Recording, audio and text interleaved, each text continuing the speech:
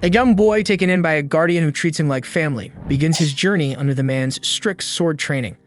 With time, discipline, and determination, the boy grows stronger until he eventually becomes a legendary demon hunter, wielding a sword feared by all who dwell in darkness.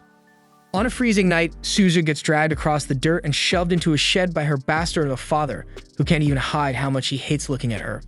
He says straight up he wishes she was never born, then locks the door and leaves her to freeze alone till morning like it's nothing. Not long after, her brother Jinta slips outside and runs to let her out. But when he opens the shed, he freezes because she's gone. Panic hits instantly, so he tears through the village in the dark, calling her name, looking everywhere like a man possessed, until he finally spots her crossing the old bridge at the edge of town. He runs to her breath ragged and tells her how sorry he is. Sorry for not standing up to their father. Sorry for being too weak to protect her, knowing full well that any attempt to protect her would only land him in trouble. Suzu was born with a demon eye in feudal Japan, has long been branded a cursed child, and treated as nothing more than a worthless pest. Aware that her fate is sealed with such an affliction, she tells Jinta to just go home without her. After a long, heavy moment of silence, Jinta, overwhelmed by love for his sister, declares that he cherishes her more than the rest of their family, so he takes her hand and pleads with her to run away with him. They take off together with no clue where they're headed, just putting the village behind them. Rain pours harder and the cold bites deep into their skin. Eventually, Jinta finds an old ruined building and they crawl inside, soaking wet and shaking, so they huddle close for warmth. Suzu passes out first, and just as Jinta's about to do the same, he notices a man approaching and hears him say something about taking them in. Next thing Jinta knows, he's waking up on the man's back, still half asleep. Suzu walks silently beside him, holding the man's hand. Relieved to see Jinta awake, the man sets him down, and they continue until they reach his village called Kadono, a community largely composed of blacksmiths renowned for forging katanas, all hard at work.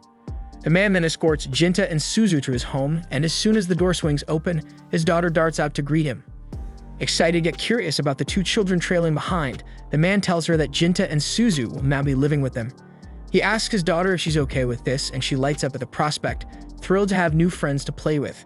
She eagerly approaches Jinta and introduces herself as Shirayuki, hoping the three of them will get along splendidly from now on. That night, Jinta can't fall asleep, so Motoharu asks if something's bothering him. He's sitting nearby, cleaning his sword, so Jinta ends up asking if he's a samurai, but Motoharu says he's not. He tells Jinta he's actually a sentinel, and his job is to protect the people and places that matter most. Later, Jinta and Suzu head out to the river where they meet up with Shirayuki and Chitose. On the way back, Jinta brings up Yoke's, Shirayuki's mother, who helped him and Suzu stay in the village. Shirayuki explains that Yoke's isn't just her mom, she's the shrine maiden of Itsukian, chosen by a fire supreme being, and no one's allowed to see her except the village chief and her sentinel, who also happens to be her husband Motoharu. The next morning, Jinta trains with Motoharu, but since he's still a rookie with a sword, he keeps getting knocked to the ground without even landing a hit. Motoharu doesn't go easy on him either, but tells him that if he keeps training, he'll get there eventually. Years go by and Jinta ends up becoming the new sentinel for the Shrine Maiden. Now he's sitting in a meeting with the village officials and the maiden herself. She stays hidden behind a curtain as usual, and once the meeting begins, she starts by praising Jinta for how well he's handled recent demon threats. Jinta keeps it humble and says he's just doing his job. The last demon he fought had taken on human form and tried to sneak into the village. One of the officials starts looking uneasy after hearing that, and the others ask Jinta if he knows why a demon would try to do something like that. Someone suggests that the demon might have been after the Shrine Maiden, since there's a legend that says if a demon eats a maiden's liver, it becomes immortal. But it could also be after the Yurei sword. That blade's been passed down through Shrine Maidens for generations, and it's a major artifact, so it would make sense that demons would target it too.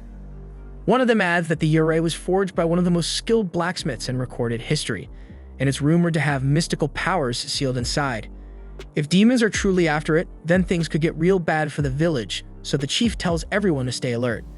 But Kiromasa doesn't seem worried at all.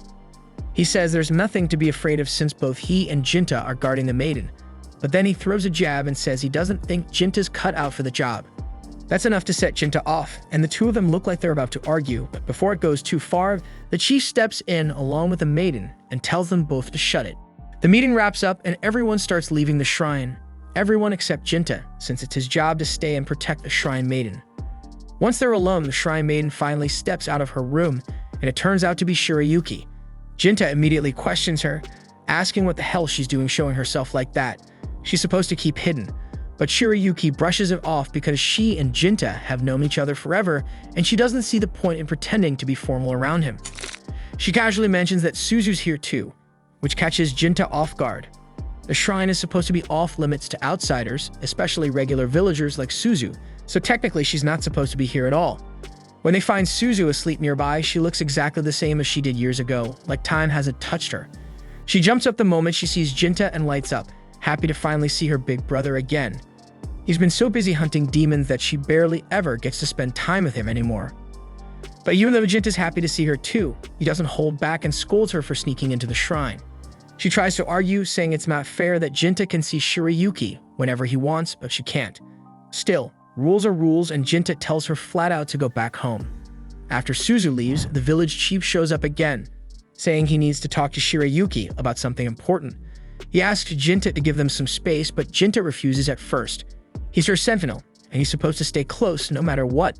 But Shirayuki steps in and tells him to take the rest of the day off. After a short pause, he gives in and heads out. Meanwhile, beyond the village walls, 2 demons are tracking Suzu. Her demon eye caught their attention, and they've made her their next target. Later that evening, Shirayuki sneaks out of the shrine and meets up with Jinta because there's something serious she needs to get off her chest. Earlier, during her talk with the chief, he told her that she needs to start preparing to produce an heir, just in case something happens to her. With the recent demon attacks, it's not that far-fetched. If she dies, someone has to take her place. So the decision was made, and she's going to marry Kiyomasa. He's the chief's son, and he's expected to take over the village one day anyway. Jinta finds himself conflicted by the news, and Shirayuki too is far from pleased. In a moment of vulnerable honesty, she confesses that she is in love with Jinta and had even planned to ask him to run away together to start a new life. However, she knows he would never agree because Jinta had sworn an oath to protect this village, dedicating years of rigorous training to become strong enough to defend it. Shirayuki too took a solemn vow when she became the Shrine Maiden, so running away now would be nothing short of an insult to everything they have both sacrificed and built. More time passes and Jinta finds himself called into another meeting. This time is to report a demon sighting in the forest. Without hesitation, he's assigned to take it down, and he gets ready to head out immediately. But just before he can leave, Kiyomasa steps in and blocks his path. He brings up the obvious. Surely Jinta's heard by now that Shirayuki's going to marry him, so he doesn't get why the damn Jinta's acting like it doesn't bother him. Jinta keeps a straight face and tells him there's nothing to be upset about because all that matters to him is keeping the village safe and protecting the Shrine Maiden. And that's it. The crazy part is that Kiyomasa isn't even trying to gloat because he knows exactly how this looks. He knows Jinta and Shirayuki love each other, and even if he's the one marrying her, none of it feels right. It just feels messed up. But Jinta doesn't flinch because he's already made his choice, and without another word, he turns and leaves the village to handle his mission. Deep in the forest, it doesn't take long before the demon shows itself. It's a massive brute, and it comes at him fast. But before things kick off, Jinta asks if it's working alone because the report said there were supposed to be 2.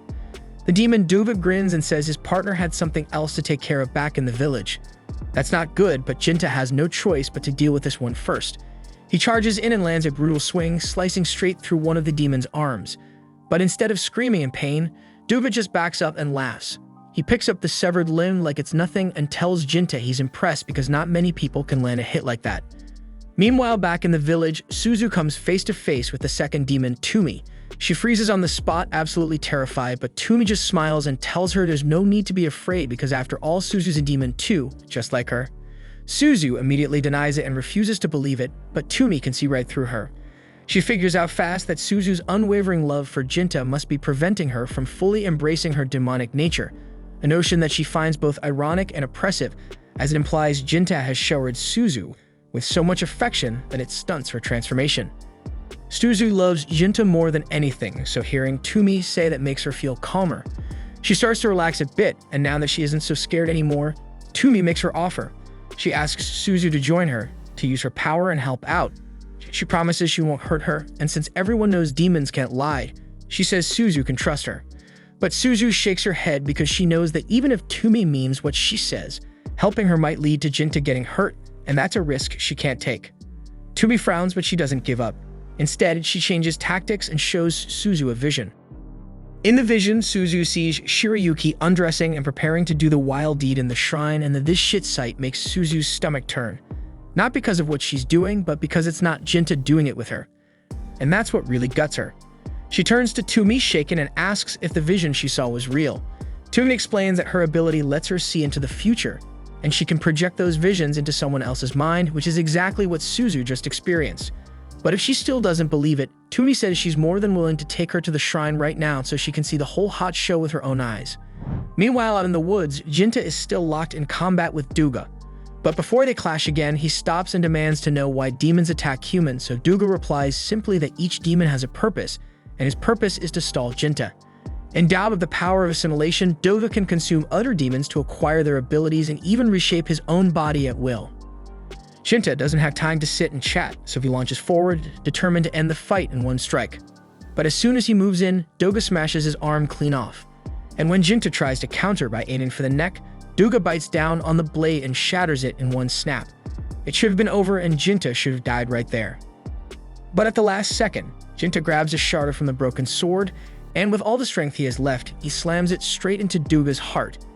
In a surprising twist, Duga accepts his defeat with a grim sort of satisfaction, and he reveals that his partner Demon possesses foresight, having seen 170 years into the future.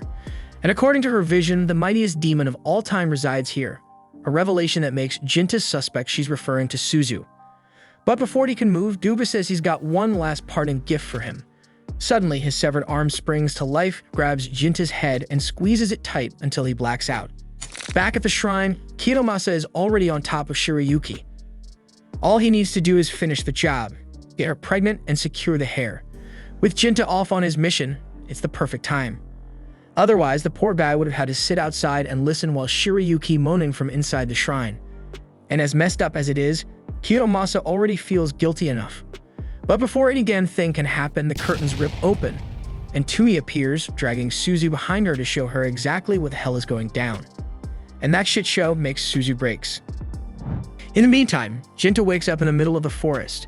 Somehow his arm is back, restored like nothing ever happened, but there's no time to question it. If Tumi really made it into the village, then Suzu could already be in danger, so he gets up and takes off running, full speed toward home. At the same time, Suzu is stuck trying to process everything she just saw. Watching Shirayuki and Jinta in love was already hard, but she swallowed it all for the sake of Jinta's happiness. She even refused to grow up, kept herself frozen in that same small body, just so she wouldn't be a burden on their relationship. But now she finds out Shirayuki is marrying someone else, so that was it. That was the last crack before everything shattered, and her mind breaks because she couldn't believe Shirayuki would throw Jinta away like that. Then with a few twisted words from Tumi, Suzu completely snaps and decides that Shirayuki has to die. Her demon power erupts like wildfire and the entire room floods with black smoke, and her body begins to change, maturing into her adult form in a matter of seconds. Kiromasa grabs the legendary sword and charges at her, but before he can even swing, Tumi steps in and knocks him out cold. Then she drags him outside, saying she has her own plans for him. And just like that, Shirayuki is left face to face with Suzu. Not long after, Jinta arrives at the shrine, relieved to find that Shirayuki is still alive. He rushes to embrace her, only for his relief to turn to horror, because a split second later, Suzu slashes off Shirayuki's head.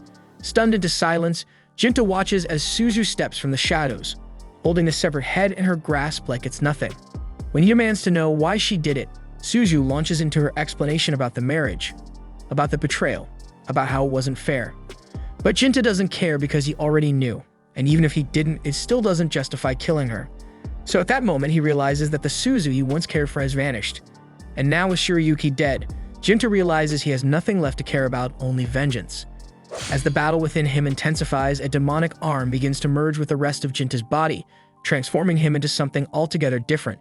His expression turns ice cold and his eyes are filled with nothing but hate. And when he looks at Suzu now, it's not with sadness, it's with pure disgust. She can understand why, because all she ever wanted was to make him happy, and that's all she tried to do. But the look in his eyes tells her everything. He's done with her, just like everyone else. So she decides to end it. If Jinta's going to turn his back on her, then she'll kill him too, and she drives her blade into his stomach. But nothing happens, and Jinta doesn't even flinch. So the next second, he drives his fist straight through her chest. Suzu collapses, gasping, blood pouring out of her, but she's not dead yet. So as Jinta moves in to finish her, Tumi throws herself in the way. She takes the full hit, sacrificing herself to save Suzu one last time. As she starts fading, she tells Suzu to leave and run while she still can. Suzu stumbles away, weak and broken, but alive. And just before she disappears, she turns back one final time and tells Jinta that she has nothing left, and that this world took everything from her. And no matter how long it takes, she'll be back. And when she returns, she'll burn it all to the ground, and on the final day, she'll kill him for betraying her. Hearing her vow, Tui's eyes gleam with wild excitement because she believes that by fulfilling Suzu's promise of vengeance, she has finally accomplished her purpose. Her maniacal laughter reverberates, inciting Jinta's fury as he struggles to understand how the hell they could regard needless death as their ultimate goal. Tumi, sensing his outrage, calmly reveals that in the far future she saw, demons don't exist anymore. Humans had evolved so far that demons faded into myth. But now with someone like Suzu alive and fully awakened, the bloodline won't end, and she smiles one last time and fades away for good. Later, tragedy strikes in Kodono as a massive fire devastates the land and homes. Amid the ruins, Jinta cradles the lifeless body of the princess, consumed by guilt for failing to protect her, and he fervently confesses his love for her. The following morning, while the villagers begin rebuilding from the ashes, Jinta prepares to head out. That's when the village leader greets him warmly and learns of his plans to venture forth and defend humanity against the looming threat of a demon lord, whom some fear might even be Suzu. The old man, with sorrow in his eyes, wonders if Jinta can truly bring himself to slay his own sister. In response, Jinta bitterly declares that he has no choice but to harbor hatred for the one who murdered the woman he loved, even as he hopes for a more merciful resolution to come. But before departing, the village head presents Jinto with the revered Yurei sword, declaring that henceforth he shall be known as Jinya. Though Jinta feels unworthy of such an honor, the elder explains that the demise of the Isukime lineage left a void that only someone of Jinta's character could fill. In a moment of contrition, the old man falls to his knees and apologizes for forcing the princess into marriage with Kiyomasa, insisting that his actions were meant only to appease his son, not to benefit Kodono. Jinta, despite the bitterness in his heart, accepts the apology and helps the man up, then sets off on his journey with the hope of one day saving the people from the coming calamity. As he departs, the chief vows to erect a shrine in his honor and name it Jinta Shrine, so that if he ever returns, the village will remember the hero he once was. But before he leaves, Chitose rushes up to him, tearfully reminding him that she still sees him as the caring big brother he used to be. Gently, Jinta reassures her that he will return someday. With the village fading into the distance behind him, Jinta reflects on the demon's unsettling contentment in fulfilling its grim purpose. Steeling himself for the long and arduous journey ahead, he marches onward. After many years of travel, he finally arrives at a remote temple, where he meets a young girl whom he believes to be the temple's Meko. By the 1850s, Jinta, who is now going by Jinya, had made a serious name for himself as a demon slayer. One day, he gets called in by some rich guy for what sounds like a pretty important gig. The man introduces Jinya to his assistant Zenji, and tells him that if he needs any more info, Zenji's the guy to ask. After that, the man steps out, leaving the two of them alone. Zenji then greets Jinya politely and asks how much he's been told already. Jinya says the man already gave him the rundown about his precious daughter Natsu, and how he's worried about some demon that's been lurking around lately. But apparently, there's a bit more to it. Jinya's actual role is going to be serving as Natsu's personal guard, because ever since she hit 13, she's been hearing some creepy voice outside her room at night. The demon keeps saying creepy stuff like, "Return my daughter to me," and now she's terrified it's going to snatch her. But before Zenji could go into more detail, the door burst open and Natsu stormed in, clearly upset and looking for Zenji. Her eyes immediately lock onto Jinya, and she assumes this must be the bodyguard her father mentioned. But when Jinya tries to introduce himself, she shuts him down fast. She wants nothing to do with him and tells him to get lost, accusing him of being some sketchy wannabe demon hunter just trying to scam her family. Zenji tries to calm her down and explains that her father searched high and low for someone legit and that Jinya is the real deal, but Natsu isn't having any of it. She demands that Zenji throw him out. That night, Natsu's still wide awake, too anxious to sleep. She's convinced the demon is coming back, so Zenji decides to keep watch outside her room to help her feel safe. Jinya would have been the smarter choice for this, but since she basically kicked him out, Zenji's stuck taking his place. He's not exactly confident he'd be any good in a demon fight, but he promises to stay right there until morning if it helps her sleep better. Natsu really appreciates him being there, but she's still disappointed. Even Zenji seems like he doesn't totally believe her story. Her dad didn't believe her either, because why else would he hire some random wandering samurai instead of someone trusted? Zenji admits he doesn't know if her father truly believes in demons, but what he can say for sure is that the man genuinely cares about her. He wants her safe, even if they don't share blood. Right then, Natsu hears that same creepy voice again, and that damn voice makes her almost piss herself. She panics and pleads with Zenji to do something, but the second he lays eyes on the demon, he's just as shaken as she is. He tells Natsu to stay locked in her room while he tries to handle the situation himself, except he has absolutely no clue how the hell he's supposed to fight something like this. The demon then moves closer, so Zenji braces for the worst, but right before its claws reach him, the damn thing's arm flies off clean in a flash. Jinya then steps out of the shadows, calmly asking the demon to identify itself. But when it doesn't respond, he doesn't wait around. With one smooth, heavy strike, he cuts it clean in two. The demon collapses and vanishes into black smoke, which means for now, Natsu and Zenji are safe.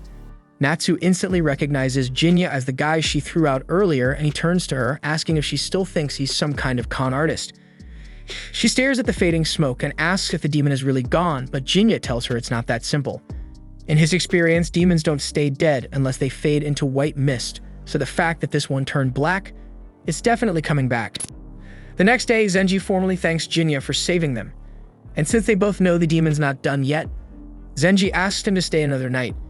Jinya agrees without hesitation, but he has a few questions, specifically about Natsu. Ever since he heard that thing whisper "return my daughter to me," he's been wondering if there's something deeper going on. Zenji nods and starts explaining. Natsu's biological parents were distant relatives of the boss, but they passed away some years back. The boss took her in and raised her like she was his own. And if Jinya's worried she might be some sort of demon child, Zenji is quick to shut that idea down. If she were, there's no way the boss would have taken her in. His hatred for demons runs deep because his wife was killed by one, and after that, his son disappeared and was never seen again. The man's lost everything to demons, and he despises them with every part of his soul. That evening during dinner, Natsu sits across from her father. He asks how things are going with her new bodyguard. She admits that she had her doubts about Jinya at first, but after what she saw last night, she's convinced that he's legit. Still, she wants to know why her father chose him of all people. He leans back and explains that lately, there have been more demon sightings around Edo Town. And not just that, there's also been talk of a wandering swordsman who can kill any demon with a single blow as long as he gets paid. Her father checked into it himself, and the rumors were true. That swordsman is Jinya, and he knew no one else would be better suited to protect his daughter. Natsu feels relieved knowing her father actually believed her about the demon because his trust means more to her than anything. And ever since he took her in, she's been genuinely happy. But even with that, it hasn't been easy. She's constantly had to deal with the cruel things people say about her behind her back, and it's worn her down. Later that evening as planned, Zenji and Jinya are sitting near Natsu's room to keep watch. Out of nowhere, Natsu steps out and asks for Jinya's name, since she never actually let him introduce himself properly before. Now that she sees how much her father trusts him, she's decided to trust him too. Jinya notices right away how deeply Natsu cares about her adoptive father Juzo, but honestly, it makes sense. He gave her a home where she had nowhere else to go, so of course she's grateful. While they're on the subject, Jinya brings up something he's been wondering about. He asks her if she knows anything about the rumors surrounding Juzu's missing son. But the moment he says it, Natsu snaps and says she doesn't know anything, her voice sharp and defensive. Clearly, it's not something she's ready to talk about, so Jinya doesn't push it. He backs off, deciding it's not worth upsetting her right now. But then Natsu asks if it's even possible for a demon and a human to have a child, and Jinya tells her it is. That answer seems to shake her a bit, and she starts wondering out loud if maybe she is the daughter of that demon that's been stalking her. But Jinya shuts that idea down immediately. He tells her there's no way she's related to that thing. She asks him how he can be so sure, and Jinya explains that he's crossed paths with this demon before, so he knows what it is. And he knows it's not her mother. He then explains that demons can be born in a few different ways. Some come from two demons, others from a demon and a human. But in rarer cases, a demon doesn't need parents at all. Sometimes demons just appear. When heavy emotions, usually anger, grief, or hate, build up inside people and fester long enough, they can take shape and manifest into creatures like the one that's been haunting her. Right then, the demon shows up again, and Natsu starts to panic. But Jinya calmly walks toward the thing and tries talking to it, asking for its name. But it's clearly not the type that can think, let alone speak. As it lunges at him, Jinya smacks it clean across the face and pins it straight into the ground like it's nothing. Zenji shouts to Jinya to just finish the damn thing already, but Jinya shakes his head and says there's no point, it'll just come back. Natsu, completely confused, asks why. So Jinya explains that this thing wasn't summoned or sent, it was born, and its birth came from her emotions. It manifested because deep down Natsu believed that if something terrifying happened, like a demon attack, it would make her father pay more attention to her. At first Natsu denies it, She doesn't want to believe she's responsible for all this, but as she thinks about it, every word Jinya says starts hitting too close to home. All she ever really wanted was to be seen as Juzu's real daughter. She thought if she was in danger, if she was vulnerable enough, maybe finally he'd treat her like family. And somehow, out of those feelings, this monster appeared. Jinya tells her that the only real way to get rid of the demon is to get a grip on her feelings, to face them instead of hiding behind them. Natsu says she doesn't even know how to begin doing that, so Jinya tells her it's not that complicated. She just needs to be honest and accept how she feels, then look him in the eye and ask him to end it. Natsu takes a moment, and in that silence, everything becomes clear. She just wanted to be loved by Juzu, like she mattered to him for real. But somewhere along the way, she convinced herself that he didn't, and he will never would. So she started believing that if she were in danger, maybe he'd finally see her. And now that twisted, desperate part of her is standing right in front of her in the shape of this thing. So in some way, this demon is her. But Zenji steps in before she gets lost in that guilt. He tells her not to let that thought get to her. Sure, the demon came from her pain, but what matters now is moving past it. He reminds her that Juzu does love her, more than she knows. And she loves him back just as much, but neither of them has ever been good at showing it. Zenji promises to help her work through that from now on. And hearing that finally gives her the strength to let go of the feelings that created the demon in the first place. Then with a deep breath, Natsu tells Jinya to end it. And without hesitation, Jinya draws his blade and slices the creature clean in two. This time it fades into a soft white mist, and that's the sign Jinya was waiting for, and the demon won't be coming back. Or so it seems, because later that night, once Natsu is sound asleep, something unexpected happens.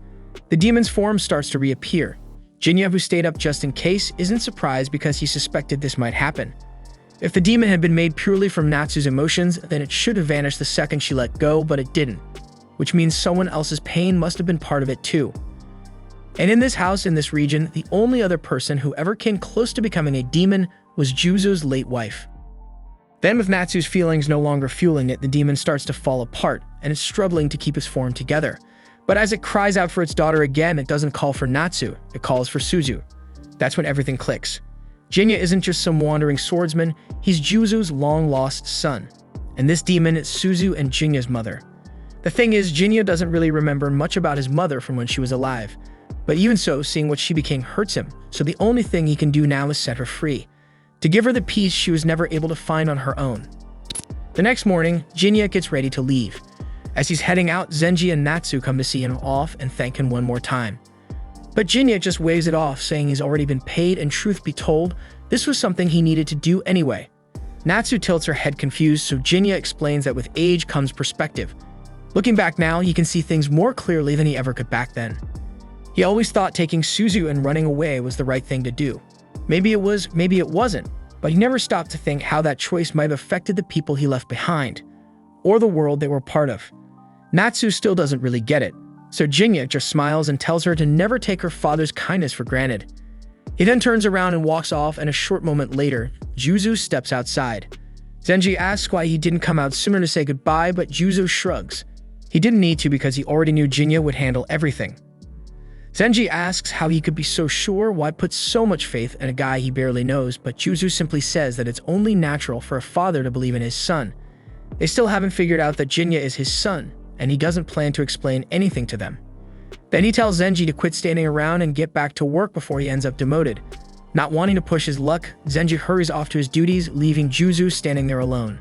Right before he turns to leave, Natsu calls out to him. She asks if there's anything she can do to help around the estate. He raises an eyebrow and asks why she's suddenly offering. She says Jinya told her she should try to repay her father's kindness, and that gets a rare smile out of Juzu.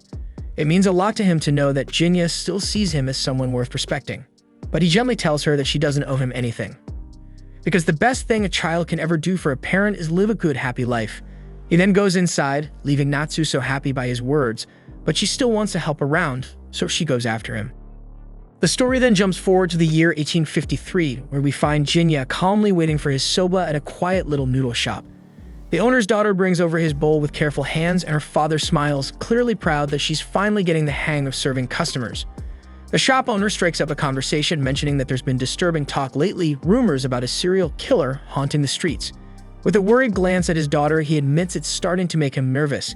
He sighs and says he wishes the emperor would just pull himself together already, but Jinya quickly tells him to watch his mouth. The owner agrees, laughing awkwardly. Last thing he wants is for his shop to be burned down barely 10 days after opening. He admits he actually got this place for cheap after buying it from the previous owner, but now he's wondering why Jinya has been showing up for Soba 5 days in a row, considering how empty the place always is. His daughter warns him that he's probably going to scare off the one customer they do have, but the owner waves it off, saying they're just making small talk. Then he turns to Jinya and asks how the soba tastes. Jinya gives it a straight answer. It's not bad, just plain. The owner chuckles and admits that he doesn't have much talent for cooking. He only makes soba because he loves it. Jinya can't help but ask why he even opened a shop, and the man simply says he had his reasons. After finishing his meal, Jinya pays the bill, and the owner casually notes that he seems to be doing all right financially for a ronin. Jinya shrugs and says he earns his money by slaying demons. The owner laughs, thinking Jinya is joking, but Jinya just heads for the door without another word. Before he can leave, the owner stops him and brings up something strange. According to the rumors, this so-called slasher doesn't use a sword. Every body I've found so far has been torn to shreds, completely mangled.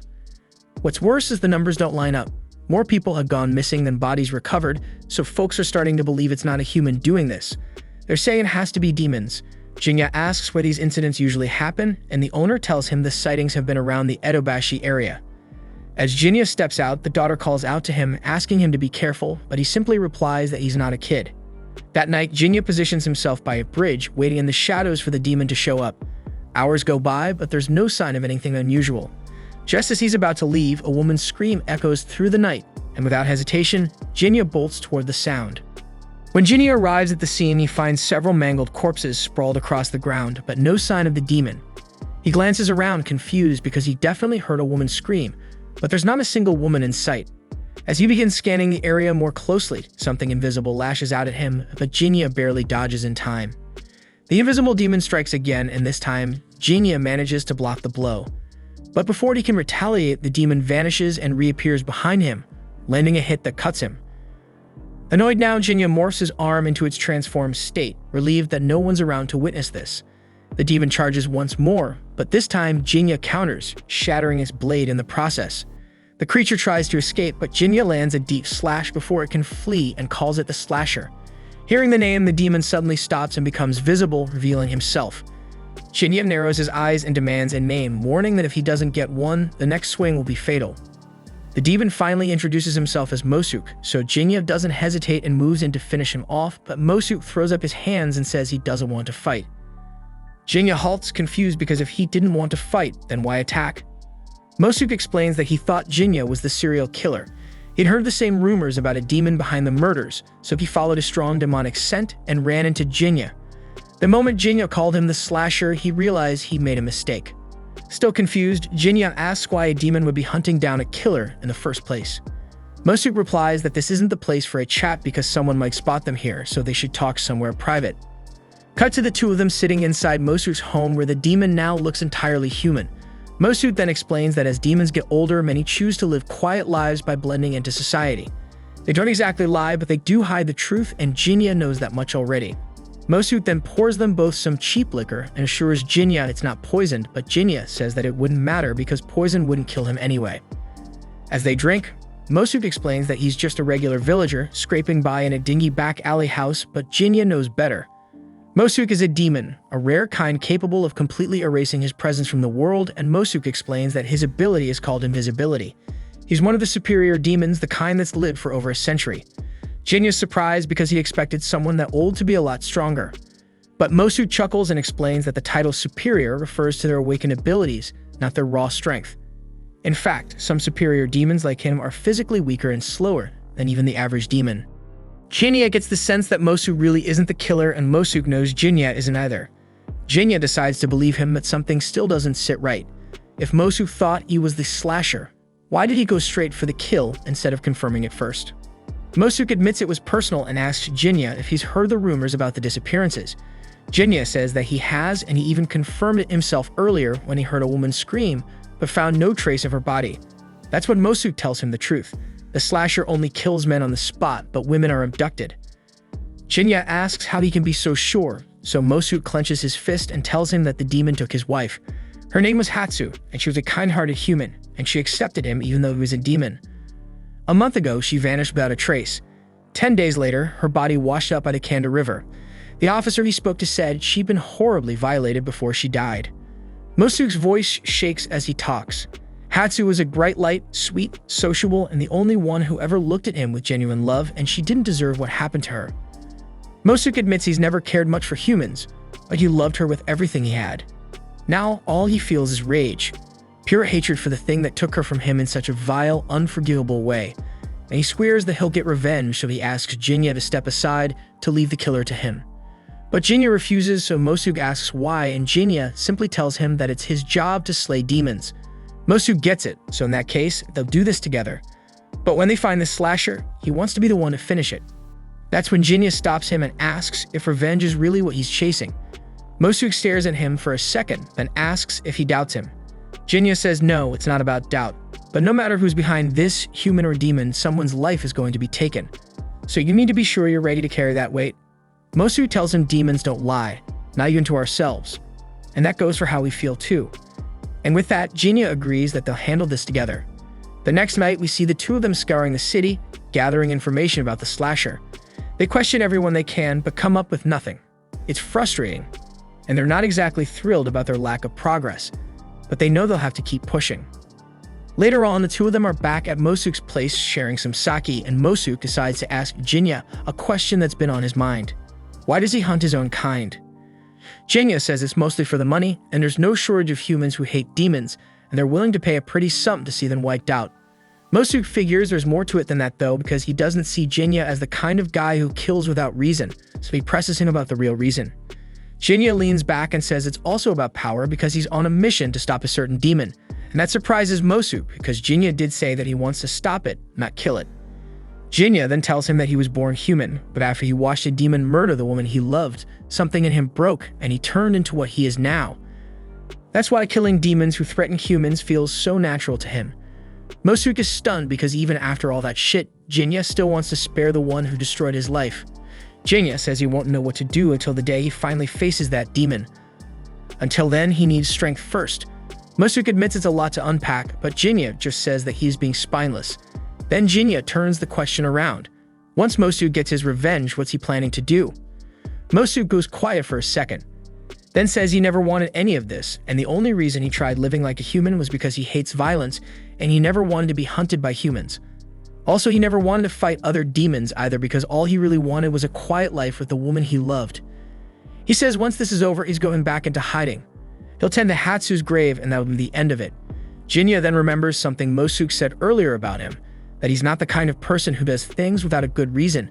That's not true because he is carrying a mindless hatred for his sister. The next day, we see Jinya back at the usual soba shop, quietly eating his lunch. The owner's daughter walks over and casually asks if he's had any luck tracking down the slasher, but he tells her that things aren't going so well. The owner then rumbles that making a living is damn near impossible these days. Jinya agrees, then nods toward the girl and says that with a cute waitress like Ofu, they should be packed by now. But maybe people in Edo were just too busy to notice, so the owner smiled, glad someone thought his daughter was beautiful. Jinya says with confidence that 8 out of 10 people would probably agree with him, and the owner grins, telling him he's got good taste. But Ofu quickly steps in and tells her father not to get ahead of himself. He reminds her loudly that she's never even had a relationship before, saying maybe this is a good chance for her. Embarrassed, Ofu cuts him off, asking him not to put Jinya on the spot. She tells him not to worry because she'll leave the nest when the time is right. But for now, she just wants a little more time to be his daughter. Her father quiets down, understanding what she means. She then turns to Jinya with an apologetic smile and says sorry about all that, but Jinya doesn't mind one bit. In fact, he says she's lucky to have a father like that.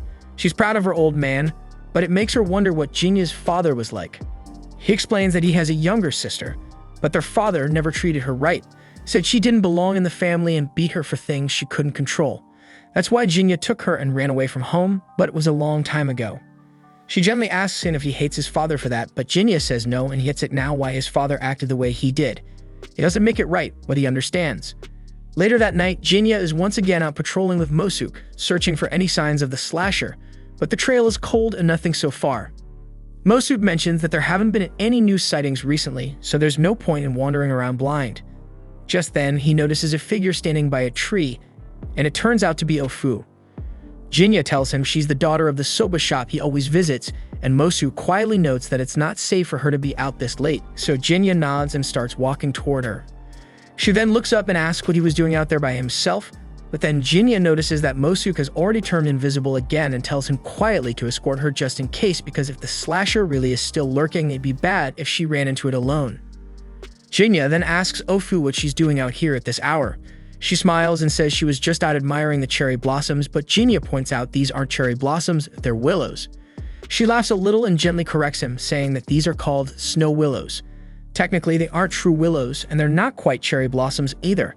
They just resemble willows in how they hang, but they belong to the same family as cherries.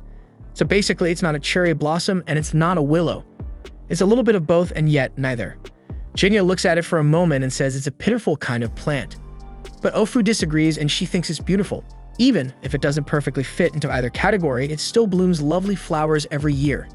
She doesn't know what the plant feels exactly, but if it were really sad and empty, it wouldn't keep blooming the way it does. So no, it doesn't need his pity because it'll keep blooming every spring, no matter what people call it, and that's just how it lives.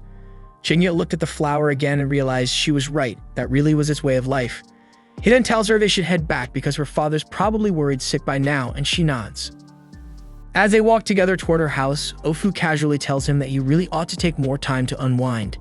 He wonders if he really comes off that tense, and she says he definitely gives off broody vibes. He's always pushing himself too hard, and he admits that might be true. After all, he only lives for one thing, and that's the purpose he's meant to fulfill. She has no idea what this purpose even is, but she tells him he should ease up once in a while. Life's gotta be dull if all he does is chase after some goal nonstop. Still in his mind, that's all he's got, and he tells her flat out that he can't take her advice, not even if he wanted to. A second later, she notices some flowers along the path and stops to admire them, pointing out that they're winter daphnes. She explains that these blooms start budding in the fall and tough it out through winter, only to bloom come spring, so that bloom means spring's officially arrived. She then points to another patch, and when she tries to tell him what kind they are, he tells her that they're chickweed. He mentions that boiling chickweed stalks makes a great stomach remedy. Back in his village, it was a go-to cure, especially for a childhood friend of his who loved sweets so much that she'd always end up with stomach hacks. Ofu laughs, saying that girl sounds like a fun one, and he admits he was always dancing to her rhythm. Hearing that, Ofu starts to think there's more to his story than he lets on. He enjoys soba, he stops to admire flowers, he holds on to warm memories from the past. Clearly, he's more than just someone chasing a purpose. She gently tells him that being so locked in on one goal is blinding him to the rest of the world. She asks him to slow down sometimes, take a moment to live in the now. If he does, she's sure he'll see things he's never noticed before. Not long after, they arrive at her house and notice that the lights are still on. So Jinya realizes her dad must have stayed up waiting for her. She then thanks him for walking her home, and as she turns to leave, he asks if she'll teach him more about flowers sometime, but next time preferably while the sun's still out. She smiles and agrees, then heads inside. That's when Mosu turns off his invisibility and comments that Ofu seems like a good woman. Jinya nearly jumps, completely shocked that Mosu had been tailing him the whole time. Mosu dodges the question and walks off, saying he's heading out to keep looking for the slasher. And once again, the night ends with Jinya camping out on the bridge, waiting in silence for the killer to show. A drunk guy then stumbles past Jinya, and right then, the slasher shows up out of nowhere and attacks him. The woman behind them drops to her knees in shock, and that's when Jinya finally gets a good look at the slasher for the first time. It lunges at him, but he blocks the strike, and the girl, still in disbelief, starts to panic. Jinya warns her to stay put if she wants to stay alive, then he moves the fight away from her to keep her out of harm's way. But the slasher sees an opening and tries to circle back and go after the girl. Before he can get close, Mosu jumps in and pulls her to safety while Jinya follows up with a counterattack. Realizing it's completely outmatched, the slasher decides to bail and shoots off into the air to escape. After it's gone, Jinya apologizes to Mosu for letting it slip away, but Mosu brushes it off, saying it was tougher than he thought it'd be. Still, he's going to track it to find out where it's hiding. Jinya tells him to be careful and keep his distance, and Mosu nods, assuring him he has no plans of dying anytime soon. He takes off after it, and once he's gone, the girl behind Jinya asks for a hand getting up. He helps her up and she gives him a look, saying his grumpy attitude really takes her back. She wonders if he still remembers her, and when he looks closer, he realizes it's Natsu. She's happy he still recognizes her, and he points out how much she's changed. It's been 3 years after all, and she's surprised that he hasn't aged a bit. He jokes that he's immune to aging, and she laughs it off like he's messing with her. Curious, he asks what she's doing out here this late, and she explains she was heading home after dropping off a delivery to one of the regular customers. He notes again how different she seems. Her smile looks more natural now, and she tells him that just proves she's not a kid anymore. Right then, Zenji shows up and teases her, saying she's not quite an adult yet, which clearly catches her off guard. He then spots Jinya and instantly jumps to conclusions, asking if the two of them are wrapped up in some kind of romance. Jinya quickly shuts that down, telling him Natsu just got attacked by a serial killer. Zenji then notices the body nearby and totally freaks out. He suggests they call for the authorities, but Natsu says that won't help because this was the work of a demon. Jinya confirms it, saying it's the same demon he's been chasing for a while, and Natsu just got caught in the crossfire. Sir Zenji then jokes that Jinya really has a habit of surrounding himself with demons, and Natsu turns to ask how he's making a living these days. He told her he was still working as a demon-slaying Ronin, and if she ever wanted to see him again, she could find him at a soba shop in Fukugawa called Kahai. He even offered her a discount if she stopped by. Since her escort was already here, he figured it was time to go, but before parting, she thanked him for saving her life. As Jinya was walking off, Zenji called out one last piece of advice. If Jinya was still looking for demons, he might want to check out Teramachi Temple. The place had been abandoned ever since the head priest passed away, and locals were saying they'd been hearing a woman's voice echoing from inside. Rumors were spreading that something unnatural might be living there. Meanwhile, Mosuke is still tracking the demon through the streets, but he ends up losing it. Just then, a woman's scream cuts through the night, and he rushes toward the sound, only to spot the demon carrying someone. It instantly reminds him of his wife Hatsu, and the rage she's been holding and finally explodes. He chases the demon all the way to Teramachi Temple, slips inside using his invisibility, and what he sees in there leaves him shaking with fury. The demon is devouring the woman it just kidnapped, swallowing her whole, bones and all. That's it. Mosuke can't hold himself back anymore. He charges in, dead set on ending the thing, convinced it's the same one that murdered Hatsu. But the demon senses him coming and tears into him with its claws, shredding his gut open. Then it calmly goes back to its meal, chewing through the woman's head while Mosuke lies on the ground, bleeding out and wondering if this is how he's going to die, pathetic and empty, without even getting his revenge. Eventually, the demon leaves, and not long after, Jinya shows up. He spots Mosuke barely hanging on and kneels beside him. Mosuke manages a weak grin, joking that he really made a mess of himself. Jinya asks if he found the demon, and Mosuke confirms it, saying it was here, eating women alive. It's the same monster that took his wife. Jinya is stunned to hear that, especially about the eating part. Then Mosuke makes one final request. He asks Jinya to avenge him and hands him a sword forged in Kodono, saying it'll slice through any demon like butter. Jinya promises to do just that, but in return, he asks Mosuke to lend him his power. Mosuke is relieved and grateful, even that he can still help Jinya one last time, even if it's with his dying breath. Jinya then absorbs Mosuke's power, and as he does, he catches a glimpse into his soul. He sees that Mosuke had spent most of his life running from demons, constantly looking over his shoulder. But when he finally settled in this town, he began living like a regular human, and for the first time, he found peace. Eventually, he met the woman who would become his wife, and over time, they fell in love. When things got serious, he came clean about his true nature, revealing that he was actually a demon. But instead of running away, she looked him dead in the eye and told him she loved him, so human or demon, it didn't matter to her. After seeing that, Jinya finishes absorbing Mosuke's power and quietly promises to carry out his final wish. Some time passes, and we see the demon dragging another woman into its hideout and starts feeding. As it eats, it starts recalling the day it first became self-aware. It had already been born into this grotesque demonic body. From the beginning, it had this instinct, this need to kill men. That urge was the only thing it understood at the time. Since then, it had been searching for something. It didn't know who or what it was looking for, just that it needed to go home. But it didn't even know where home was. The only thing it was sure of was that it couldn't return in its current state, so it kept abducting women. It believed they carried something its body lacked. That's why it devoured them, so it could consume what was missing and finally find a way back. Back in the present, the demon continues its feeding frenzy when suddenly, Jinya shows up. He's surprised the creature would come back here after its lair was exposed. Without hesitation, he attacks using invisibility, slicing off one of its hands in a clean strike. The demon lashes back, but Jinya dodges every blow, keeping just out of reach. It bolts across the temple, trying to go on the offensive, and Jinya admits that its power is kind of a pain to deal with, but this time he is armed with Mosuke's power. He dodges every strike again, then drops his invisibility and lets the demonic aura in his arm flare. He then tells the demon that he's going to end him by using the gift Mosuke entrusted him with. Jinya then charges in, vanishing at the last second, and in one clean motion, takes its head off. The demon is still clinging to life, gasping in pain, and Jinya walks up to it, demanding an answer. He asks why it left Mosuke's wife's body untouched when it devoured every other woman it captured. If it really was the killer Mosuke was hunting, then why didn't it consume her completely? The demon starts crying, saying it needed a body. It couldn't go home without one. Jinya doesn't understand what it's talking about, but he remembers the question the demon asked him earlier if he feasts too. He tells it yes, he does. Except he feeds on demons the same way it fed on women. Now he's going to consume its power. As he absorbs the demon's strength, he realizes its ability is called Dart, a temporary speed burst that lets the user kick through the air and accelerate instantly. It's a solid ability, one he's sure will come in handy.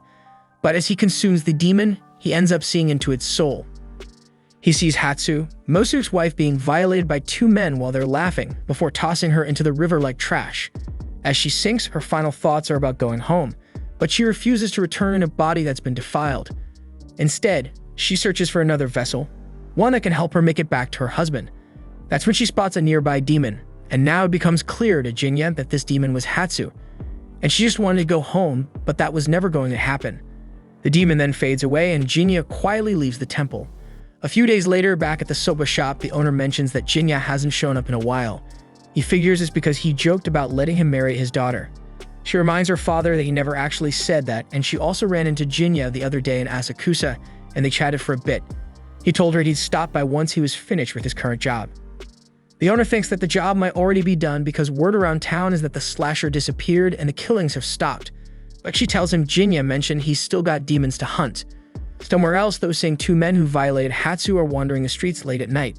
They start talking about finding their next victim, laughing about how the last one cried out for her husband as they dragged her under. But then they see Jinya. He steps forward without a word and cuts both of them down in a single strike. Looking down at their bodies, he says nothing, just hopes that Mosu can finally rest in peace now that Hatsu's been avenged, and he walks away. The scene then shifts to a little girl singing a haunting tune, her voice giving off an eerie, ghost-like atmosphere, and she stops the moment the song ends.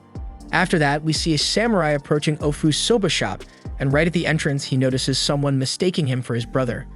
As he tries to approach that person, he accidentally crashes into Natsu, who immediately panics upon realizing she just collided with a samurai, apologizing profusely. He doesn't take it personally though, and he apologizes as well, admitting that he should have been paying more attention.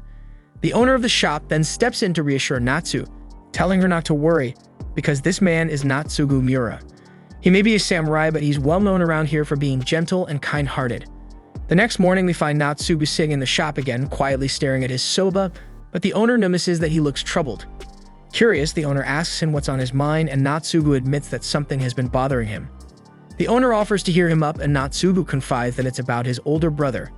The owner is shocked to hear this since, as far as he knows, Natsugu is the heir to the Miura family, so there shouldn't even be an older brother. But Natsugu is completely sure he once had an older brother and asks Ofu if she's ever heard of him, revealing that his name was Sadanaga Miura.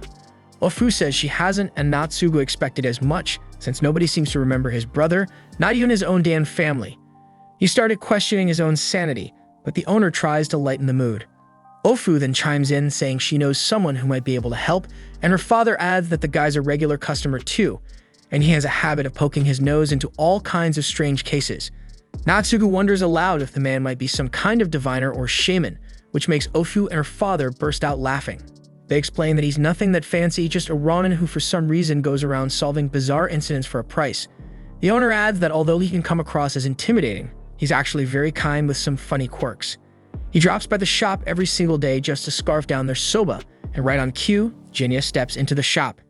Jinya places his order as usual, and as he eats, the owner jokes that he must really love their soba if he keeps coming back every day. But Jinya casually replies that it's nothing special, he's just grown attached to the taste. Ofu then comes over to pour Jinya a refill of tea, and he notices that she's gotten a lot better at waitressing. She's happy to hear the compliment and asks him what progress he's made recently. Jinya tells her all about the different flowers he's been learning about lately. He admits that plants are surprisingly fascinating, and now he can't help but notice all the flowers blooming by the roadside. Hearing that, she smiles and tells him that since they've already covered all the seasonal plants, it's time for her to start teaching him about mythological flowers next. Just then, Natsu interrupts their conversation. Natsugu says that he heard Jinya is someone who deals with rumors of demons and other weird phenomena. Jinya confirms that's true, and Natsugu asks if he could possibly help him solve a mystery. But Jinya refuses, saying that his specialty is limited to demon slaying, and unless demons are involved, he's not going to be much help. Natsugu seems to understand but leaves looking pretty disappointed. After he's gone, the owner asks Jinya if he could reconsider and lend Natsugu a hand. He explains that Natsugu is looking for his missing big brother, and he's been worried sick about it. Bofu chimes in too, urging Jinya to help. And after a moment, Jinya agrees since he does owe them both a favor. He's still curious though why they care so much, and the owner just laughs and says it's because Natsugu is one of their rare regulars. The scene then shifts to Jinya running into Natsu at a little tea stall, and she's surprised to bump into him there. She orders some tea and a machi while he sits down nearby. While waiting for her food, she asks him if he likes machi, and he says he does. Her order soon arrives, and while she's eating, Jinya casually asks her when she and Zenji are finally getting married. Natsu almost chokes on her food, stunned by the question, and demands to know where that came from. Jinya reminds her that she's 16 now, and that's usually considered marrying age. She admits that's true, but she immediately adds that she could never marry Zenji, since he's always been more like a brother to her. She explains that while her father might have some prospective husbands lined up already, he also told her she's free to choose her own path. From a practical standpoint, she figures her father would probably prefer if she married someone like a samurai or a merchant for business reasons. Curious, she then flips the question back at Jinya, asking him what he thinks about marriage. He shrugs and says that nobody would ever want to marry a weird ronin like him, who doesn't even have a stable job. Natsu agrees with a laugh, but she also says that eventually everyone has to settle down at some point. She then asks him how old he is anyway. When he answers that he's 31, she's genuinely surprised to find out he's older than Zenji. She then leans in a little closer, studying him with curiosity, and points out that he doesn't really look that old, asking if he has some secret to staying young. Jinya simply says he has no idea, brushing it off. He then stands up, saying that he has work to get back to. Natsu wonders if it's another demon hunt, and he confirms it is. She questions why he's so fixated on hunting demons, when with his sword skills he could easily land a much more stable job. But Jinya doesn't have a real answer for her. He admits that even he isn't sure why. Still, if he had to give her a reason, he says it's simply the only path he knows how to walk. Natsu smiles, telling him that he usually comes across as so dry and detached that she sometimes wonders if he even cares about anything. But hearing him open up even just a little shows her that deep down he's just a regular guy with worries like anyone else. She laughs and tells him to stop speaking to her so formally from now on. With that, she bids him goodbye, playfully warning him not to brood too much or else he's going to end up with permanent wrinkles on his forehead. The scene then shifts over to Natsugu's home, where he is getting ready to leave. His mom sees him off and immediately guesses that he's heading out to search for his brother again, and his silence says it all. She reminds him once more that he's the sole heir to the Miura family and insists he never had an older brother, but Natsugu firmly replies that he remembers his brother clearly. She knows he's been wandering the slums and red light districts, chasing after shadows. She begs him to give up the foolish search and start behaving like a proper samurai, one who serves his lord with dignity. But Natsugu remains stubborn and says that he'll fulfill his duties, but only after he finds his brother. With that, he excuses himself and walks away, even as she calls after him. As Natsugu dashes off through the streets, he recalls a conversation he once had with his brother. His brother said that it wasn't houses or land that made people, it was people who made homes. His brother also believed in loyalty and dedication, but refused to compromise his own beliefs for the sake of duty. That Natsugu wonders where his brother could be now. Just then, Jinya appears beside him, asking if he's heading out to continue the search, and Natsugu is caught off guard but relieved to see him. Jinya tells him that he's decided to take a closer look into his situation, although he warns that he can't guarantee they'll find any answers. Natsugu says that's perfectly fine, he's just glad someone believes him. Jinya then immediately gets to the point, asking Natsugu about the events leading up to his brother's disappearance, but they decide to take the conversation somewhere more private before going into the details. The scene then shifts to the two of them seated at the soba shop, and Natsugu can't help but take notice of the katana hanging at Jinya's side. It's clearly no ordinary blade, its craftsmanship is far too refined. Curious, Natsugu remarks on how odd it is for a Ronin to carry such a high-quality weapon and wonders aloud whether Jinya might have come from a samurai lineage. Jinya shakes his head, explaining that he didn't. He recounts how he once stayed in a remote mountain village known for its forged bellows, home to blacksmiths who specialized in crafting katanas. While there, he served in a role that required him to wield one, and now he serves a similar purpose once more. The blade he carries was authorized by the shogunate, so he has official permission to keep it at his side. Natsugu hazards a guess, asking if Jinya might be from Kadono. Jinya raises an eyebrow, impressed by the accuracy. Natsugu grins, explaining that he suspected it when he saw the design of the scabbard. He admits he's something of a katana enthusiast, and he's read that one hallmark of Kadona blades is their scabbards, unassuming in design but elegant in their subtle craftsmanship. Jinya confirms that this particular blade was once a sacred artifact enshrined in the village. It ended up in his hands due to circumstances he'd rather not get into. Natsugu leans in, intrigued, and asks for the blade's name. Jinya answers that it's called Yarai, and Natsugu lights up the mention of it, speculating that the name might derive from an old phrase tied to warding off evil or purifying spirits, and he asks Jinya if he knows any stories like that. Jinya admits he doesn't, but recalls the village elder once saying the sword had remained spotless for over 100 years. Natsugu is thrilled to hear it and, practically brimming with excitement, asks if Jinya would be willing to draw the sword and show it to him. Jinya politely declines, and Natsugu quickly backs off, apologizing for getting carried away. With that aside, Jinya says it's time they get to the heart of the matter. Natsugu then shares his story, how his older brother suddenly vanished without a trace, and no matter how far he searches, he finds nothing. What's worse is that nobody seems to remember his brother ever existing, not even their own parents. Everyone insists that Natsugu is the Miura family's sole heir. A few people admit the name Saganaga rings a faint bell, but even they eventually insist there must be a mistake. Natsugu has no choice but to accept that he's the only person who still recalls his brother's existence. The shop owner, overhearing the heavy subject, gently cuts in, suggesting that if they're going to discuss something so serious, they might want to move somewhere more private. But Jinya shakes his head and jokingly says that it's fine because this place doesn't get much traffic. But then he adds that it was because Ofu and her father both seemed genuinely worried about Natsugu, and that's why they came to talk here. Jinya then asks Natsugu when exactly his brother vanished, and Natsugu replies that it was near the end of January. He remembers that right before his disappearance, his brother mentioned going to meet a girl. Not long after, Natsugu found some flowers in his brother's room. He couldn't identify what kind they were, but they had a strong, lingering scent. The flowers were small, with delicate white petals and a bright yellow center, and it struck him as odd because his brother was never someone who cared for flowers. Since no one else had been in the room besides him, Natsugu figured his brother must have left them there himself. Jinya considers this and asks if he still has the flowers. Natsugu nods, saying that he kept them preserved, thinking they might serve as evidence if anything ever came to light. Hearing that, Jinya asks if he can visit Natsugu's house tomorrow to take a look himself. Natsugu hesitates for a moment, then agrees. The scene then shifts to Jinya arriving at the soba shop again the next day, and he notices that Natsu is already there.